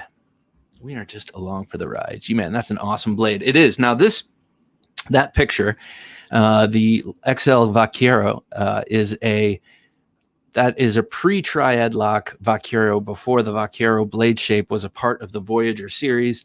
And I've had this thing. I used to carry this in my waistband when I lived in New York for a while. I mean, not all the time, but when I was feeling especially stupid, I guess, because I'd still be at Rikers if I was busted with that back in the day. But it's a cool knife. And that lock is very, very strong. So if you're looking, Greg, check it out. See, the funny thing is, Jim, is I send him the link, and then this weird thing comes back, not the StreamYard thing. Some guy with a Cutco chopping up peppers. I think, have we been hacked? I don't know. Hopefully not. I'd love to be talking about Greg right now, because this guy not only makes knives and turns Harley Davidsons into off-roadsters, but he also loves and collects arrows, shoots guns, bows and arrows. He lives a real outdoor lifestyle. And last time he was on the show, oh my God. All right, so getting a text from Greg Lightfoot, the link we're sending him keeps taking him to Cutco, the Cutco knife company. Those sons of bitches. I don't know why they have knifejunkie.com, but make sure you're putting the knifejunkie.com. The is very important. Otherwise, it's not us. So we'll wait for a few more minutes, see if we can get Greg Lightfoot on the horn. And if we can, we will continue the conversation. And since we're here, and since some of you I might have you as captive audience, let me show you this other very cool designed, Lightfoot designed knife. Now, this is considered an early Microtech Grail knife. This is the LCC, Lightfoot Compact, and I don't remember what the other C stands for, actually. But this knife, not only is it beautiful, not only does it have nice linen micarta handles and titanium bolsters here, or are these aluminum? I'm actually not sure what this material is. But the cool thing about this knife is that, yes, it's just a liner lock, but it's also a bolster firing automatic. So really, if you don't know what you're looking for, you could easily hand this to someone and they will never know that it's an automatic knife, because when you open it just with the regular thumb stud, it closes without any spring tension. You don't have to overcome any spring there. But when you flip it out you just slide this bolster ever so slightly in this direction, and it flies open. A very cool design. Now, I was talking with Greg recently, and he was saying that this was something that he did frequently in his earlier years when he was making automatics. He made quite a number of these, what do you call it, double actions, but they're just a real engineering feat. You know, they take quite a bit to get done, so to have it produced by a company such as Microtech was probably a relief, because then you can have someone who's tooled up to make lots of different automatics and just have it done like that. Look at that. Okay, that one in the middle is the Element. Now that is the one that I have, except in the super dressed up version. And I say dressed up, all of his knives are dressed up. I had to actually beg him to dress mine down. And now I see the dressed up ones, and now I want one of those. So, geez, my tastes are fickle. What can I say? But I really love the crazy blade shapes, the sort of, the recurves and the tantos. And it's not just because they look cool. I mean, having this portion here, this recurve portion in a knife is really, really useful. And you know, on push cuts and this kind of thing. Actually, a Therapeutic Edge discussed that recently when he was talking about his new Kiku XR, or his Kiku XR. That curved portion really, really works. Spirited Blade, no Alex, no Greg. Alex won the Greg Lightfoot giveaway earlier this year too. That is the thing. Not only does Alex have an AD10 straight from Demko's shop, but he also has a Lightfoot. And we were going to talk Lightfoot, and now we're having trouble with Greg. This is crazy because every time he goes to the link we send him, it takes him to Cutco. And I mentioned that. So we're gonna have to have Greg on another time. I know Greg loves recurve. He uses recurves on almost every blade I've seen of his. Would love to hear his reasoning. I would too. Hopefully he can come on and tell you in person. But I do know that they are extreme in their performance on slash cuts and draw cuts and push cuts. So it could be that. It also could be the sort of body type of the Sharks. It's kind of reminiscent. Let's see. I have tried. I click the link. It takes me to Cutco. All right. There's going to have to, I see he's texting me one more thing. I'm going to see what that says. And then at some point, we just have to kind of retool and figure out how we work with people in foreign destinations when we do this show. It seems maybe when it's live, it's different than when we just record. I'm not sure, but it is vexing indeed. So anyone else have a Lightfoot out there while I'm on the topic? And if not, I highly recommend you go to Greg Lightfoot's Instagram page and check out his knives, but also check out his new Pit Boss. You take something like this. Get Lavender Pants on here. He is. So this here is pared down in every direction on the new mini Pit Boss. So I think that's going to be a hit. Hang on just one second. Hey, Jim. Let me see here. I will talk as I do this. I'm going to try one last thing. Oh, I see someone emailed me something about the Spartan Harzy folder, and I love that knife. Hopefully we will be able to get one of them in here. I think that Bill Harzy, William, imagine that. I call him Bill. He said I could. Bill Harzy's knives really have an appeal that takes no thought. In other words, you look at them and they're immediately beautiful, and they're immediately recognizable as Harzy blades.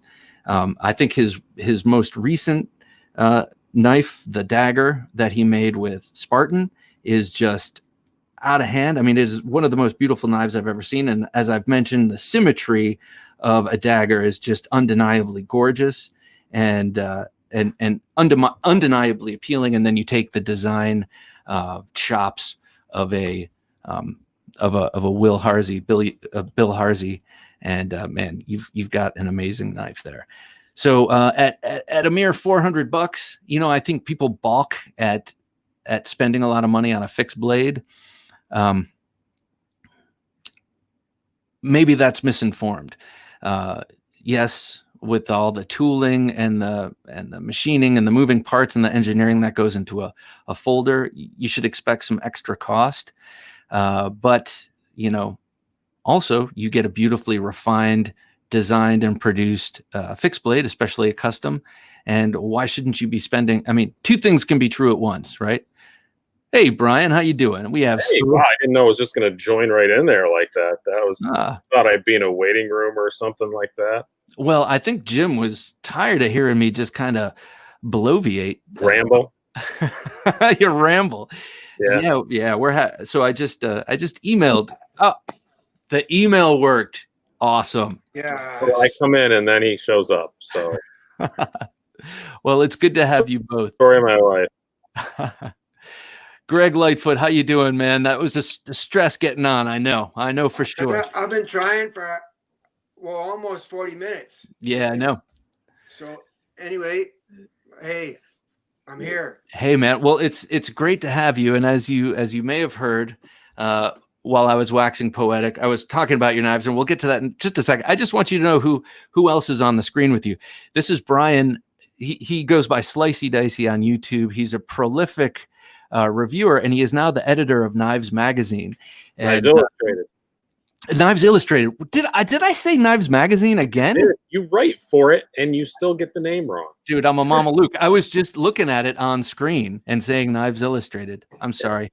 I'm dealing with a reptile brain. I was just thinking magazine.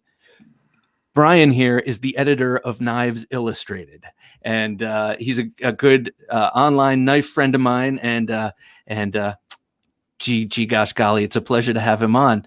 And so I thought it'd be great for you to meet him. No problem. Knives Illustrated is what basically started my career back when Bud Lang was the editor. Oh, cool. That was way before my time. But I started writing for him about 4 or 5 months ago, and then I became the editor a couple months ago now. Yeah, he did a knife tour, shop tour of me. Oh, cool. Many years ago. Yeah. Well, shoot me an email at just editor at Knives Illustrated. We'll get you in there again. Okay, cool. No, I actually, with all this online stuff, it just, I actually, because where I live, it's really hard to even get the magazines. Yeah. Well, we're doing a lot more digital now. So. Okay, cool. Yeah. So Greg Lightfoot has been in the folding tactical knife, modern folding knife game since the 90s. And like I was talking about before, you know him from earlier designs like the Microtech LCC and a number of knives with CRKT and other outfits. The Lightfoot, what was the CRKT? Can't remember what that was called, but Urban Shark. Urban Shark, that's what it was. And then we were talking about your custom. I was talking about your custom knives right before you joined in the show. And one thing I want to jump right into, you do make these big, beautiful folding custom knives. And as we were talking before with Andrew Demko, and as we saw from a couple of commenters, there's often a real appreciation and love for these big knives, but maybe more of a buying appetite for smaller knives because you get to carry it around with you all the time and love it and hold it. Andrew, so Andrew was doing that with his. Now, Greg, tell us what you're doing. Well, what I'm doing now is I do a model called the Pit Boss. And so this one here is called the Min Pin, the Mini Pit Boss.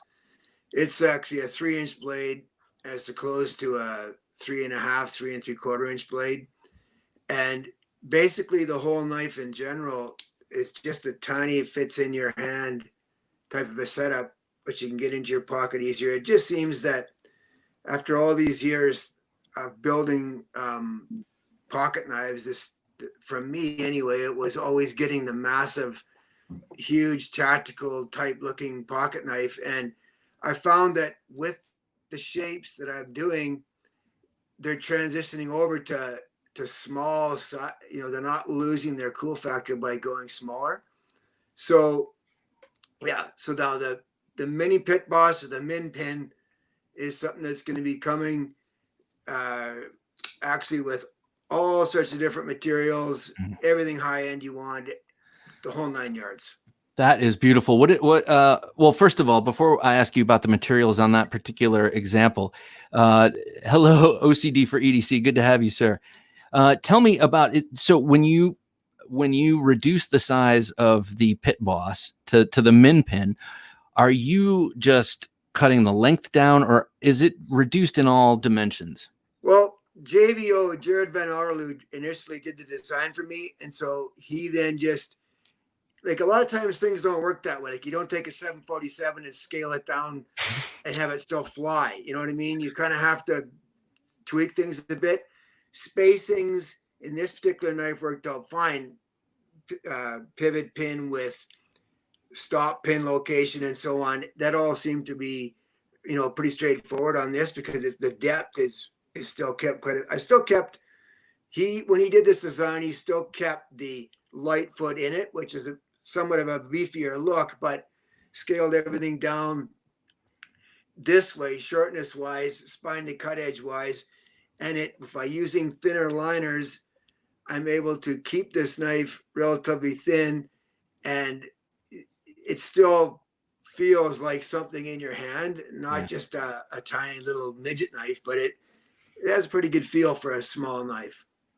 And I see you have the same type of swedge. What do you call it? The power swedge? What do you call your swedge again? No, that's called the subsonic tip. The subsonic tip. So if you could reorient the knife so people could see the tip, and actually point it right at us. I want people to see. It's heavily ground on one side only. Now, I want to show you something though. Like, here's a fixed blade, okay, with the subsonic tip. So you spin it and it's not on that side. But what that does is, you can really see it here, I hope. Yeah. Is it keeps the tip strong and it won't break. And this is back from hog hunting days when I designed this particular tip design. It was useful because the tip didn't break when you stabbed a pig. But now with the pocket knives, it basically looks cool, and it enables you to still get a fine tip that won't, just instantly snap off when you jam it.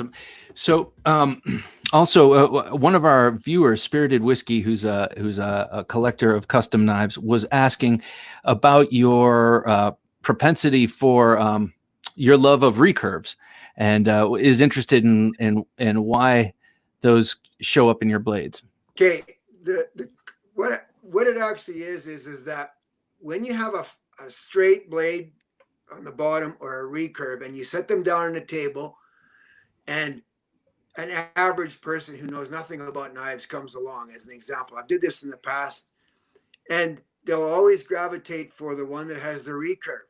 And so I asked this person, like, why, these different people, why do you do that? Well, there's just something sexy about that shape. And then they don't even really realize it, but it's the recurve.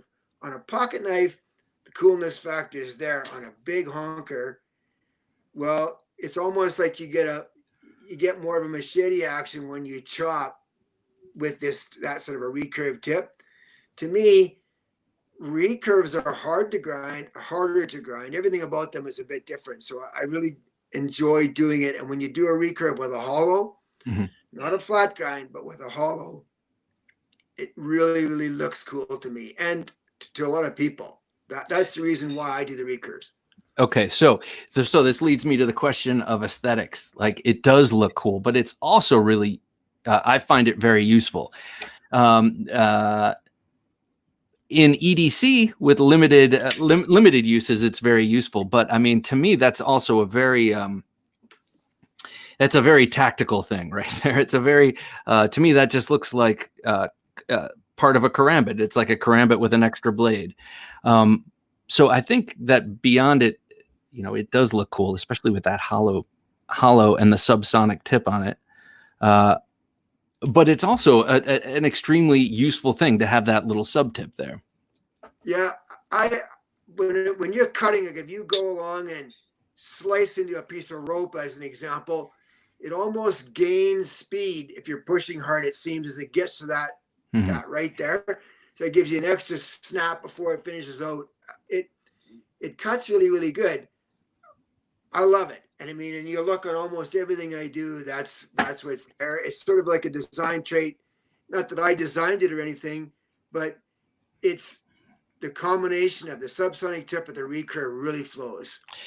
Gert says that he likes the recurve near the handle because with a reverse draw grip, you might do some of this because you're such an outdoorsman, Greg, but for this sort of reverse chest pull cut thing, making steaks and that kind of thing, yeah, you're really trapping the material in that curve. Yeah, it's, to me, basically, when I make a hunting knife, see, that's the thing. I do these, but nobody really knows I do this kind of bushcrafting stuff because it's not the most popular thing. But it's guys who get this stuff from me just love it. They want this recurve, whether it seems to be to them. To me, when I'm cutting with this works best. Yeah. But other guys can't stand recurves. And that's why there's guys that make lots of lives without them. But to me and to the people that I deal with, they love them. I think people don't like recurves, and it's only because of the sharpening aspect. I think everyone's got to somewhere inside, if they sit on the edge of their bed, close their eyes, and really think about it, they know they love a recurve because they're beautiful. But they can be a pain in the ass to sharpen if you have stones. Say all you have are stones. I think that if you have a rounded stone or something. So what do you tell people? What do you tell your customers who might call and say like, okay, I've dulled out my recurve. What do I do? I usually tell them to get a diamond hone. It's the little tube with the diamonds impregnated on it. It follows the recurve really, really nice. And it's because it's diamond, it cuts good steel very easy anyways. So it's just like sort of like stropping a kitchen knife.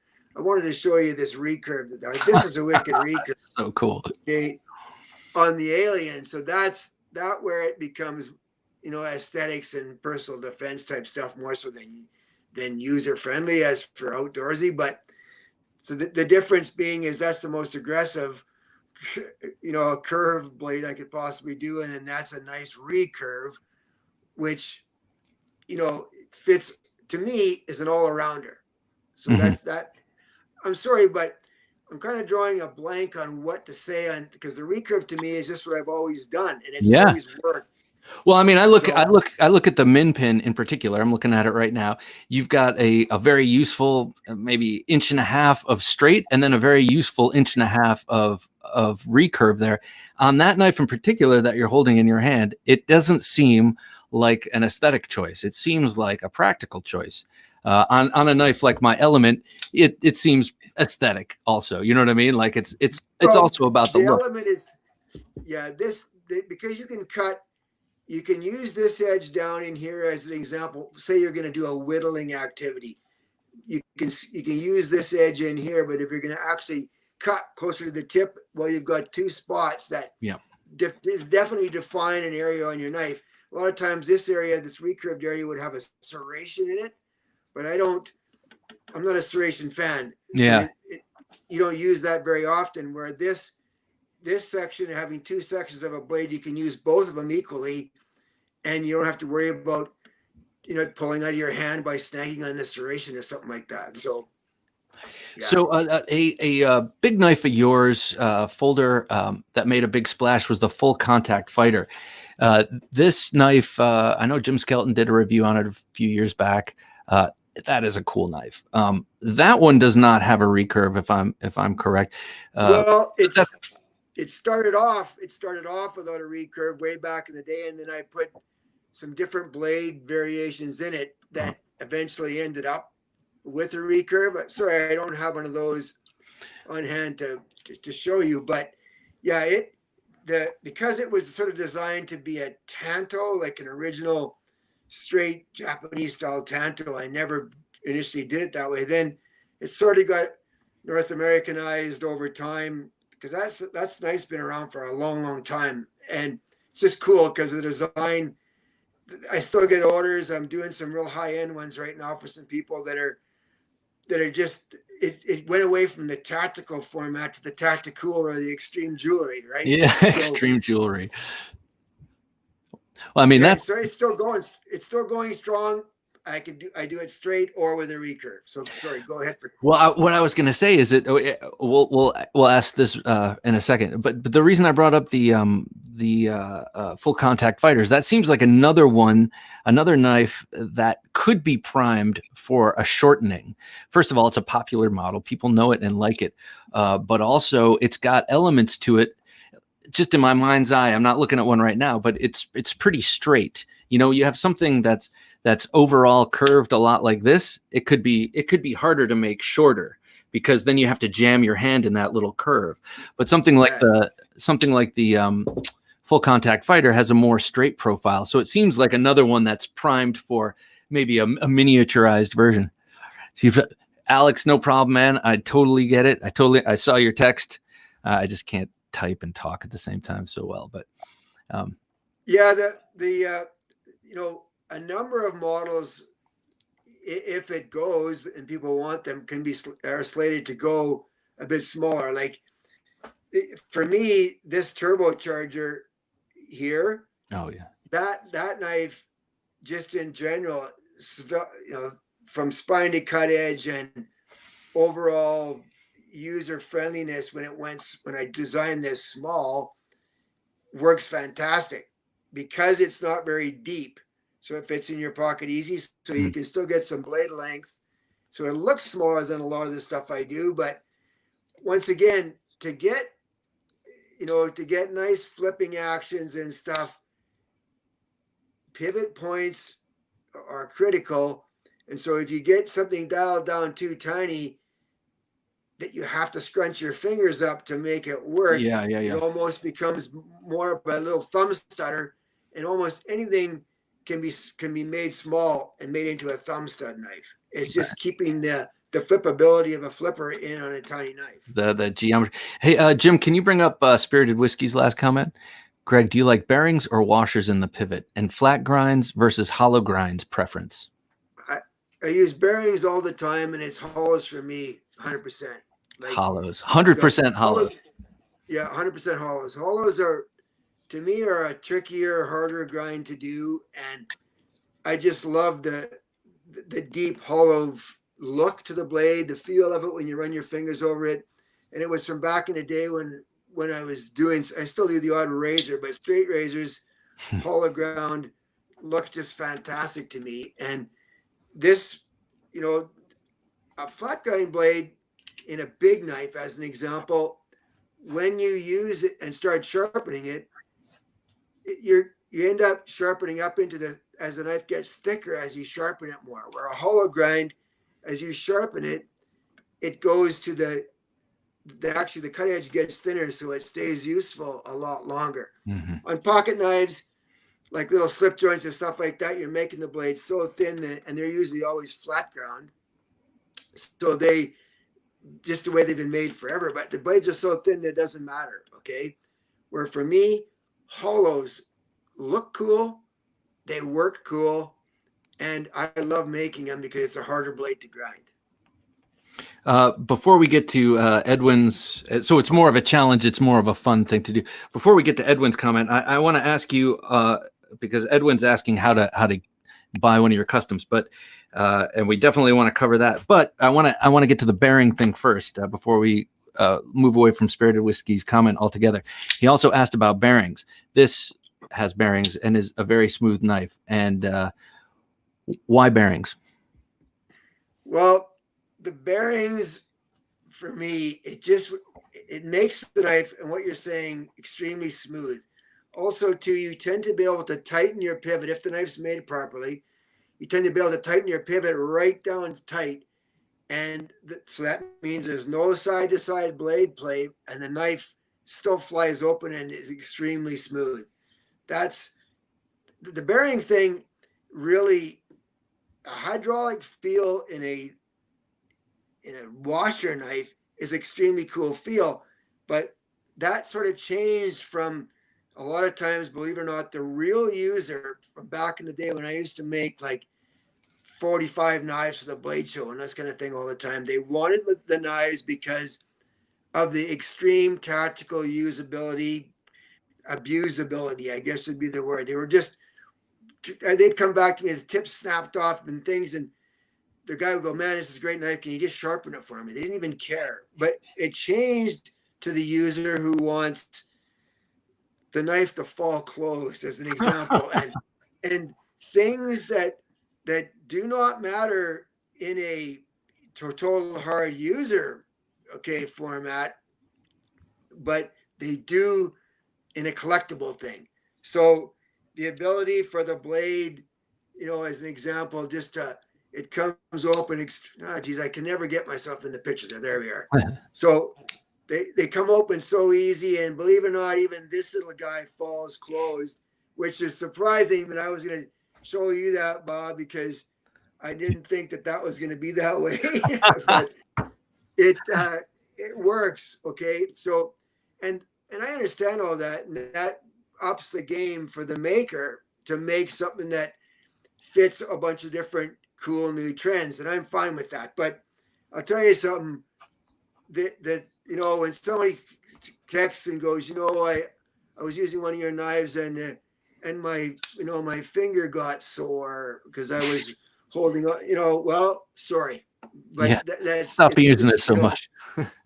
It's I tend to still make tactical jewelry, and that's a little bit more not as dainty, I suppose, is the word. There's nothing wrong with any of that. Yeah. It's just that I tend to, build on a bit of a different angle, I guess is the word. Yeah, I mean, it's like your knives are super robust, and most of them, mine as the exception, are like just ornately, beautifully appointed with really fine materials.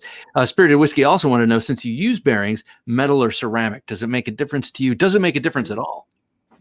Metal balls is what I use. Ceramic is too much money, and you don't notice like there's. I suppose you could get it to whisperly fall closer into the body better if you use maybe ceramic balls because they are a little bit slipperier. Mm-hmm. But I find that, as your knife, you said, you break it in, and pretty soon even that knife is which is a straight freaking tactical. What I made you there, oh yeah, it's as tactical as it gets, and it's the blade's now falling closed for you. So to answer the question, I use stainless, and ceramic is too much money for me, but ceramic is a better ball. But I don't know if you would ever notice a difference anyways. I like the idea of ceramic. I like the concept of ceramic. I have to be honest that I really don't think I would ever be able to tell the difference. Honestly, I'm still like, wait, is this on bearings or is this just one of those super smooth phosphor bronze washer knives? Like ceramic. I just like the concept because I like the material, but I don't know how. So in terms of, okay, we're talking about these knives are super robust tactical knives, as well as extreme jewelry and artwork and such. My last question about the bearings are, does that reduce robustness? I know you said you can crank down as hard on the pivot as you want, and the blade stays centered and still flies out. But if there's opportunity for grime and grit to get in between those tiny little balls and mess things up, does that make bearings less robust? Well, we had talked in the past, but I had taken a knife and put it together and stuck it in my sandblasting cabinet and blasted sand all through it. So that it's, you would never in your right mind do that, but I did. And the knife still opened because you have to understand the ball bearing is 1/16 of an inch. So you get that radius. It's just a tiny little dot of that ball bearing that's touching the blade. Mm-hmm. So it's not really causing much friction. So if you got scum like pocket lint in on a washer knife as well, it starts to clog things up and makes it stiffer and so on, where the bearing, believe it or not, you can get the bearing open. So say it's filthy dirty. Okay, well, before you can get it cleaned out, it'll still work. It's smoother when it's clean, and it works really nice in flipper knives.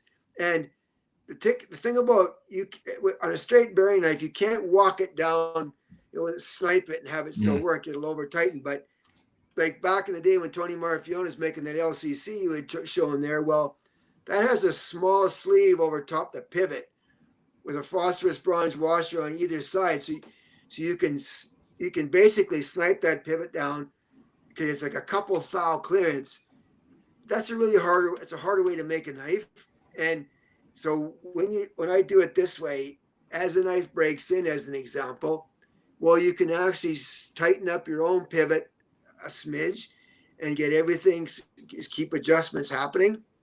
If it's sent out bucked right tight and something goes wrong, we can't really tighten it anymore. So I've gone this way from a washer knife, which you really have to be sensitive on tension, and then you Loctite it in place, or bearings where you can screw it down pretty seriously tight and it'll still work nice. And then there is still adjustment there for you to do yourself. You were talking about when you held up the Alien, and then you mentioned straight razors. You still make? Do you have any straight? Okay, are straight razors the thing you make? Like that thing is beautiful, and it reminds me of a straight razor, a tactical straight razor. That is a gift that I've often thought I would get for myself at some point in life, because I grow a beard half the year because I'm a tourist, and then at the end of the winter I shave it off, and I always thought, how cool would it be to shave it off with like a really special straight razor? Of course, I'd have to learn how to shave with it, but yeah, that's the tricky part. You got to shave balloons quite a bit, and it's also easier to shave for somebody else to shave you with the straight razor than you to shave yourself. Like I watch some guys do it that are just pros, and they just scrape it off, and they're so sharp. Them razors are so sharp that you almost cut your eyeballs looking at the cut edge. It's that. It's so fine and so thin. Yeah, I make a number of straight razors a year. But the funny thing is, the guys that are into the straight razor crowd, they want them made out of 01 tool steel or some high carbon Damascus, which you blink your eyes next to it and it rusts. They want to use it in water. So hey, you make what the customer wants, right?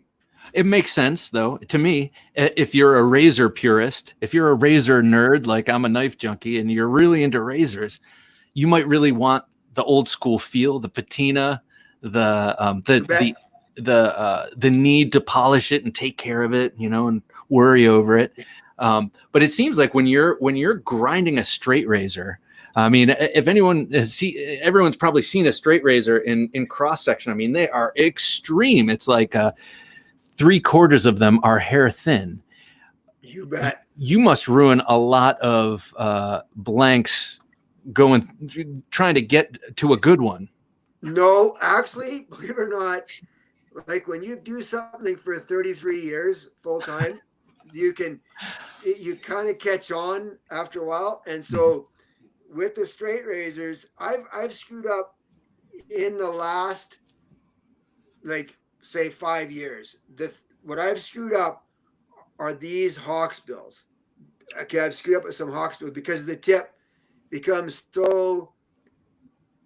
Where are we here? Yeah. It becomes so thin down at the tip that if you're not really paying attention and you just in numb mode like I am a lot of times when I'm grinding, you might make a mistake. So, but razors, like, because it's a different set of concentration I hook into there, and there's a flow that happens, and you get that so that edge, when you hold it up, say this was a razor edge, and you take a pencil, like an eraser on the end of a pencil, and push there, you can see the blade crinkle on the razor. Oh. Like it'll crinkle. And so that's the cut edge that you need, that I found out one time years ago at the Blade Show West from a guy named Murray Carter. I don't know if you guys know who that is, but he makes Japanese kitchen knives and stuff like that. And he came up to me because I had a straight razor on my table, and he said, "That's not sharp enough." And I stuck my chest out and go, "What? What are you talking about?" and all this. And he says, "I'm going to show you something." So I went over to his table, and he said, "Pick a knife on my table." And he had these kitchen knives, these Japanese kitchen knives. And he took it out, He did a little extra sharpening technique on a stone and everything. And he had this black, burly, barbed wire beard. And he proceeded in front of me to shave himself dry with this knife.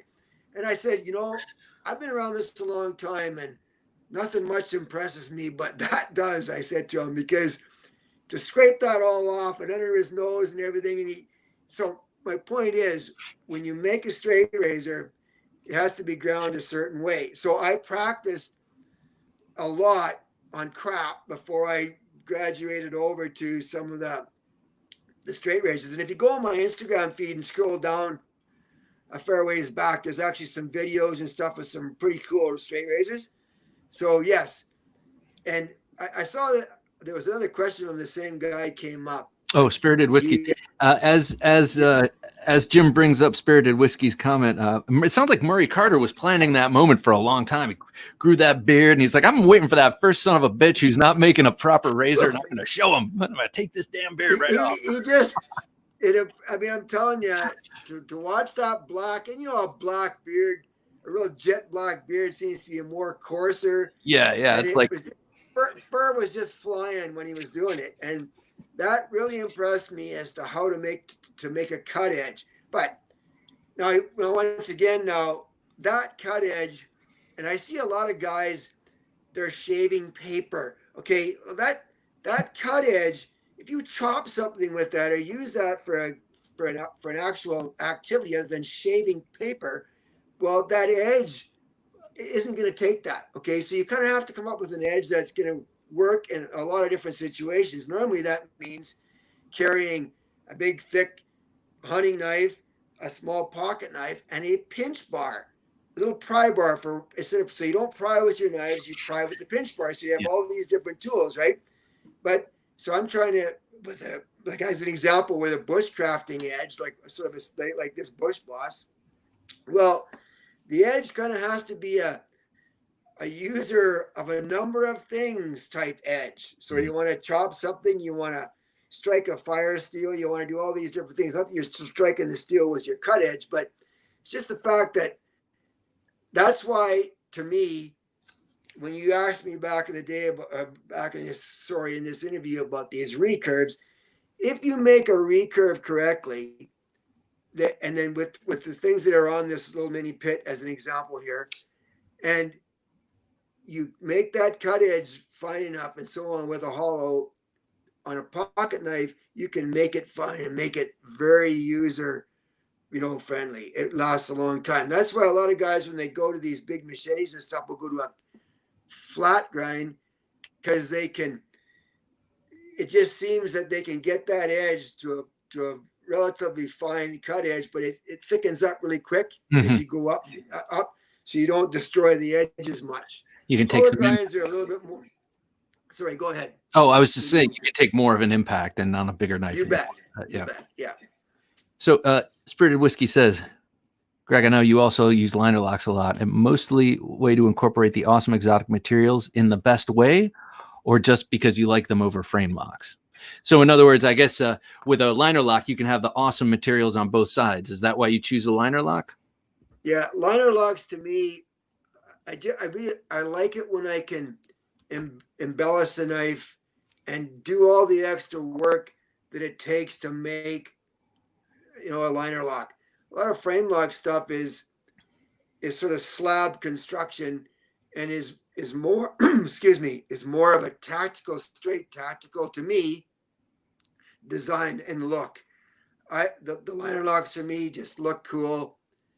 I can thin the liners down, put in a cool little lock face when you look in there, and still bulk the rest of the knife up. But I love using the hardest materials that there is out there to make a knife out of, other than mammoth tooth. I will not use mammoth tooth. Mammoth tooth is a little hand grenade that always blows up on me, and I will not use it. But what do you mean? But I can't make that. I can't make that stuff work for nothing. Like it doesn't. And you glue it and all this.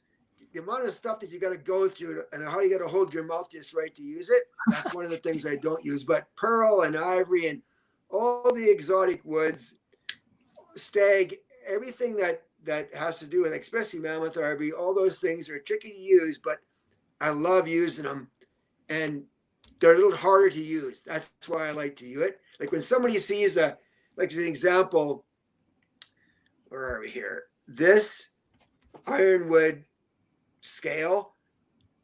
Now, I don't care what anybody says. If you don't know how to work wood at an ultra thin, when it's ultra thin, it always tends to want to move.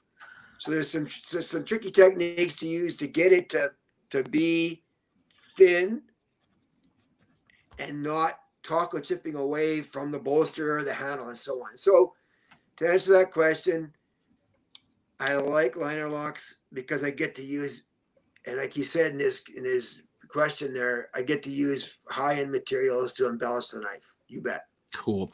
We're going to get to Edwin's question in a second, but just to show, that's the lock bar interface that you have on the liner lock there. You bet. So yeah, it's a stainless steel. Little touch of clay. It makes that so that there's no galling, no issues on that. If somebody screws their lock up, you can just make a new lock face without having to make a whole new liner. Right. If it was a titanium liner. So Edwin was asking before, first of all, how do you get your knives? And we'll get to that for sure. But he wanted to know also, Edwin is also a big collector. He wanted to know, do you do thumb stud versions, non-flipper versions of anything you make?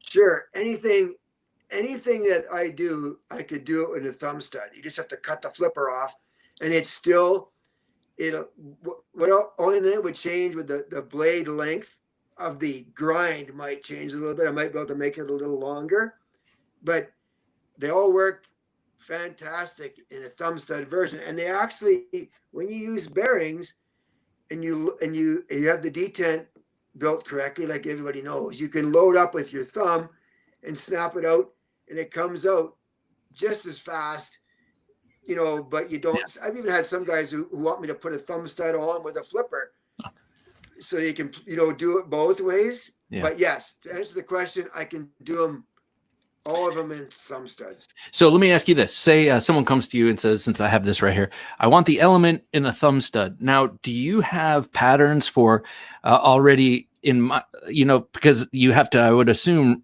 kind of figure out, research where exactly the thumb stud goes to make it the best for all the different ways of deploying that. Is that something that's already baked into the design, or is that something you approach new each time? Well, I would, just a second here. All I basically have to do is put a felt marker, sorry, here, this, even with full charge, this phone has lost power here. Now, why am I not charging?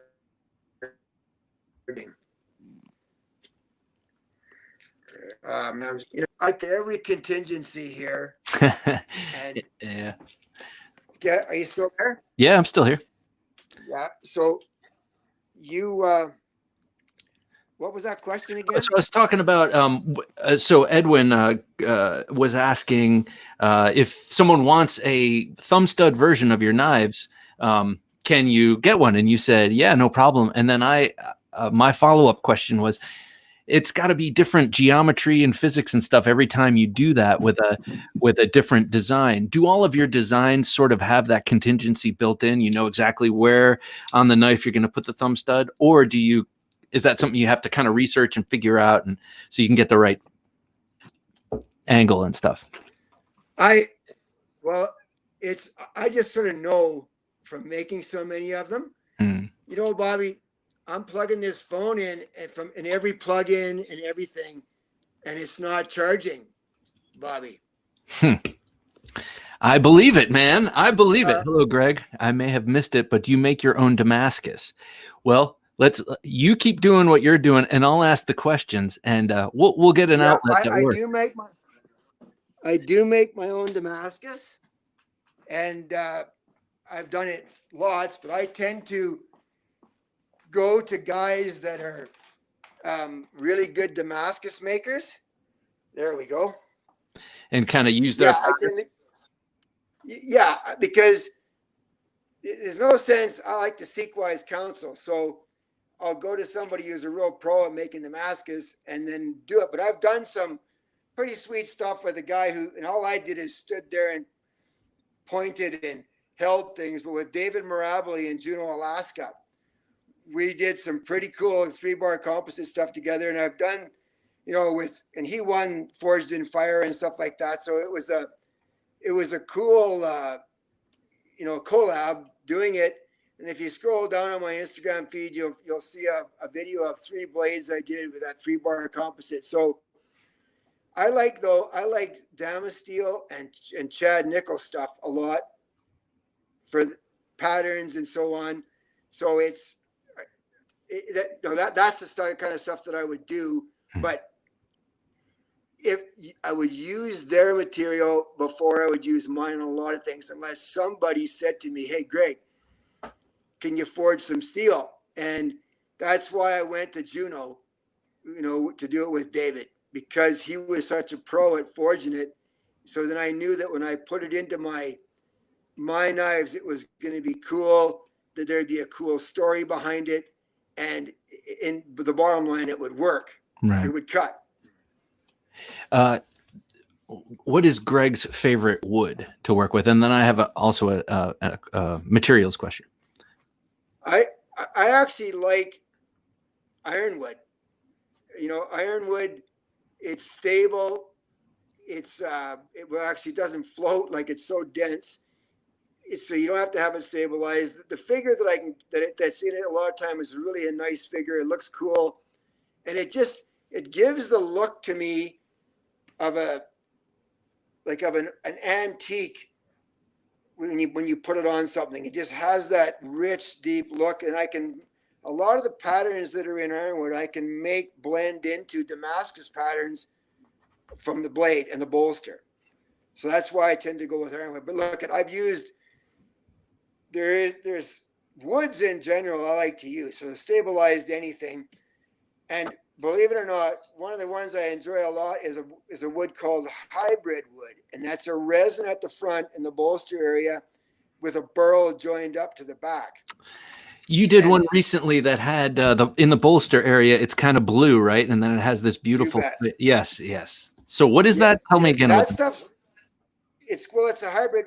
They put a burl into a box and then pour colored resins over top of the burl, and then so obviously then there's a front where the burl goes into the box, and there's a little bit of area at the front where they fill up with resin so it acts like a bolster. Then they slice that.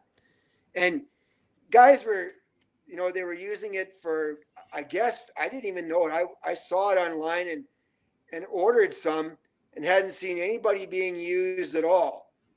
But I started using it on pocket knives, and so to some people, they absolutely love it just because of the combination of handmade or man-made materials and natural material, and the combination goes together basically like if I was to put carbon fiber for a bolster and then wood for a handle. You kind of get the best of both worlds there. Right. Yeah, that's you mentioned this a lot. The antique look. It's like you're going for a look that this thing is timeless. It's modern. It's got all the modern trappings of a modern knife, but with the materials and the look, it looks timeless. So the bolsters in a lot of these knives have these. What are the bolsters? Is that Damascus? Is that Damascus? Is that? What do you make your bolsters out of with all the patterns? Man, I use a lot of Damascus and Damascus. Damascus, believe it or not, the patterns itself I don't really like. I usually spin them over and use the random side on black tie, and that gives me some sweet patterns. On the mini pit that I just did, well, I used the pattern side because it matched the ironwood so impeccably good that I decided to use the pattern.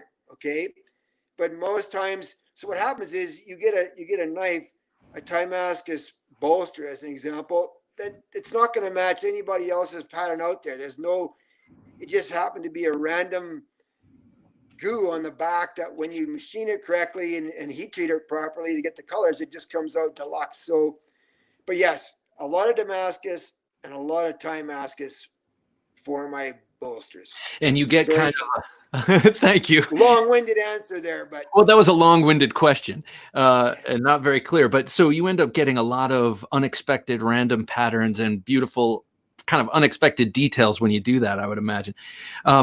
Spirited Whiskey mentioned he loves desert ironwood and bog oak. I think the whole concept of bog oak is cool as hell. Some old oak tree that fell in a bog in Scotland 1,000 years ago, and yeah, whatever it is. you got to get that stuff though. You know what I mean? Like, Yeah, right. And that's like I always see that they have them shows on TV where there's a bog, some guy died in there. It's the same type of stuff. So you got to find, and you know, I guess there's a point to where you're going to use something that is readily available. You know what I mean? If somebody had some special dead bogwood from somewhere, hey, it can be shipped, and then you can make whatever out of it. It'd be no problem. It'd be cool. But you know, the woods, like I said in the past, when doing one of your other questions, I tend to like to use materials that are harder to work. And I thought that because that makes you some sort of a superhero. It's just that I enjoy that challenge of doing that. Do you think that working with materials that are harder to work, is that more forgiving because you're less likely to sneeze and put a giant divot in it or whatever? I mean, I could see how working with something that's difficult could also be a benefit because maybe it's harder to screw up. Well, I've been doing it for 33 years, and that's not how you think. But I'm thinking as like pearl as an example. If you're working with pearl, and all of a sudden you're doing everything you possibly can, you've glued it to everything, you've done everything imaginable, and it's still a little freaking piece flicks out of it just as you're finishing it off. So now you're on the floor digging around trying to find that piece and get it all back. So you know the thing about using the exotics, it's slower. You kind of have to you have to work slower. You can't just, like, you put a piece of carbon fiber on a knife as an example, or a micarta, and you can just turn that grinder on and hog shit stuff off. No problem. Okay. You cannot do that when you're using, you know, high end stuff. Right. There's a guy asked you if I use Zirc. I use Zirc and stuff lots. I use zirconium too. I just find that the Timascus stuff, I can get it thin enough. Way easier to get it thinner. Whereas Zirc usually comes thick, and I have to machine so much of it away. Is it as hard with 6K light? What the hell is that? Stuff that falls. 6K is absolutely dead easy to work.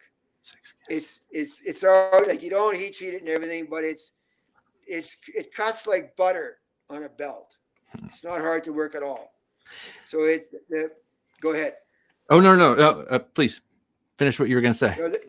Well, yeah, that's like stellite is the idea that it's non-magnetic and you can stick it in salt water and you can do all these crazy things with it, but it doesn't hold an edge very good. But it's non-magnetic and it doesn't rust. So dive knives were good out of it. That's the stuff I think Spirited Whiskey brought up that question. I think that's the stuff that Tom Mayo uses that you've been talking about.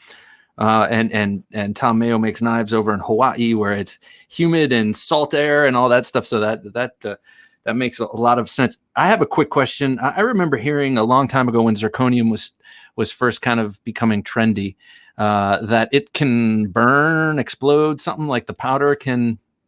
Is that right? Yeah, well, yeah. I mean, it's kind of like, have you ever taken a sparkler off of a kid's, like a cake, okay, and you light it and it sort of sparkles, and well, what Zirc does is it tends to take that spark and throw it, and when it hits the ground, it tends to burn for a little bit longer than normal. So for me, I just use an extractor system that fires all those sparks outside directly. They don't go into a bag or it's just anything where so it can burn anything. But I mean, I've used it so much. There's a little bit of sparking, but it's nothing. Like So the way guys are talking, it was like, oh, there was hand grenades going off in my shop, and everything was, it's nothing like that. It makes a little extra sparking, but it's not that big of a deal for me anyway. Right. Some guys maybe it might light something on fire, but not in my shop. Could be hazardous if you keep gasoline in cans around. So we're pulling into the station here, Greg. But before we do, I wanted to ask you. One of our fans, one of our viewers, Edwin, asked how people can get connected with you, and how can they find and buy your knives and order custom. The best way to do it is to just direct message me off or email me off my Instagram feed, which is Greg Lightfoot 123, and all we do is you can send me a picture of a knife that you see on the feed or something like that, and say, hey, what does this would cost, or with these materials, because materials, it's such a huge deal. Material differences. Okay, that's so some guys like. I don't do a whole lot of straight micarta stuff and that kind of thing anymore, but it can be done, no problem. So it's like I tend to use more exotics, but just direct message me, and that way we can talk, and if I need to, and if it's gets serious, then I can just phone the person and we can have a good conversation on what he wants, he or she.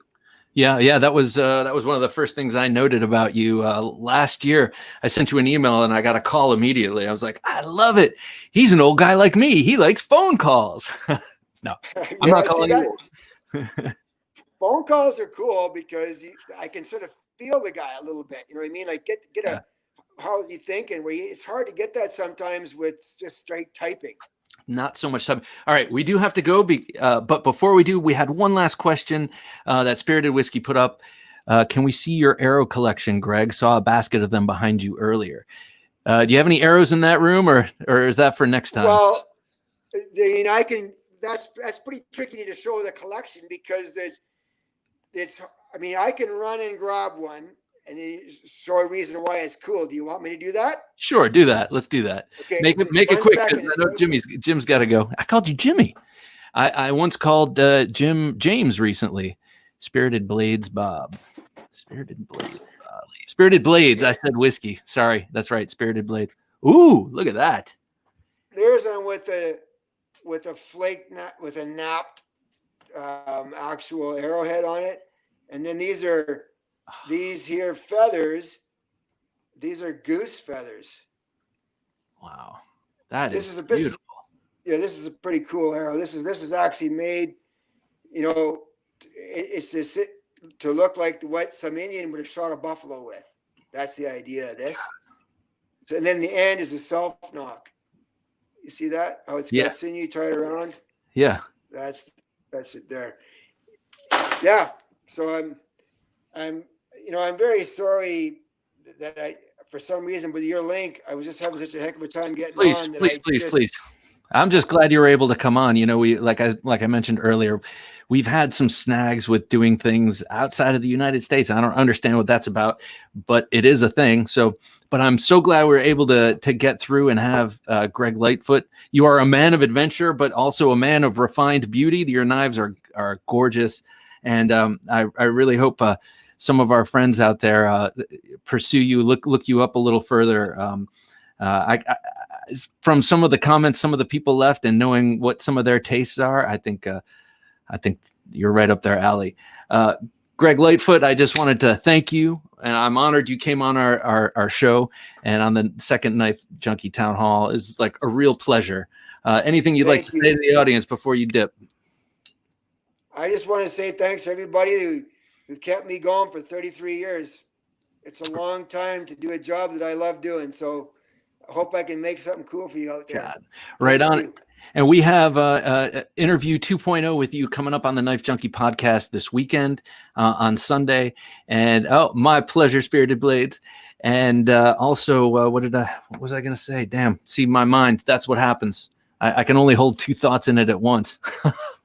Thanks for everything. Hey, my pleasure, Greg. Thanks for coming. Right on. You bet. We'll see ya. All right, take care. Well, there he goes, that Greg Lightfoot and Andrew Demko. I'm glad everyone was able to show up, everyone who came. Thank you for commenting and being a part of this conversation. And as we can see, thank you, Lavender Pants, as we can see, like it's so great to have Thursday Night Knives and to have this kind of format, because you all ask questions that I don't think of, and it's so nice to not just, it's so nice to get your input and to hear, because it what am I trying to say? It broadens my own perspective too, and that'll make me a better interview in the future. And that's what I aim to do and be. Thanks so much for a great town hall. OCD for EDC says, thank you so much for showing up. It's such a great pleasure. Thank you, everyone out there. Thank you again, Andrew Demko, Greg Lightfoot, and for Jim working his magic as always and doing like more awesome than ever. I'm Bob the Knife Junkie DeMarco saying thank you so much, and please do not take dull for an answer. I'm out.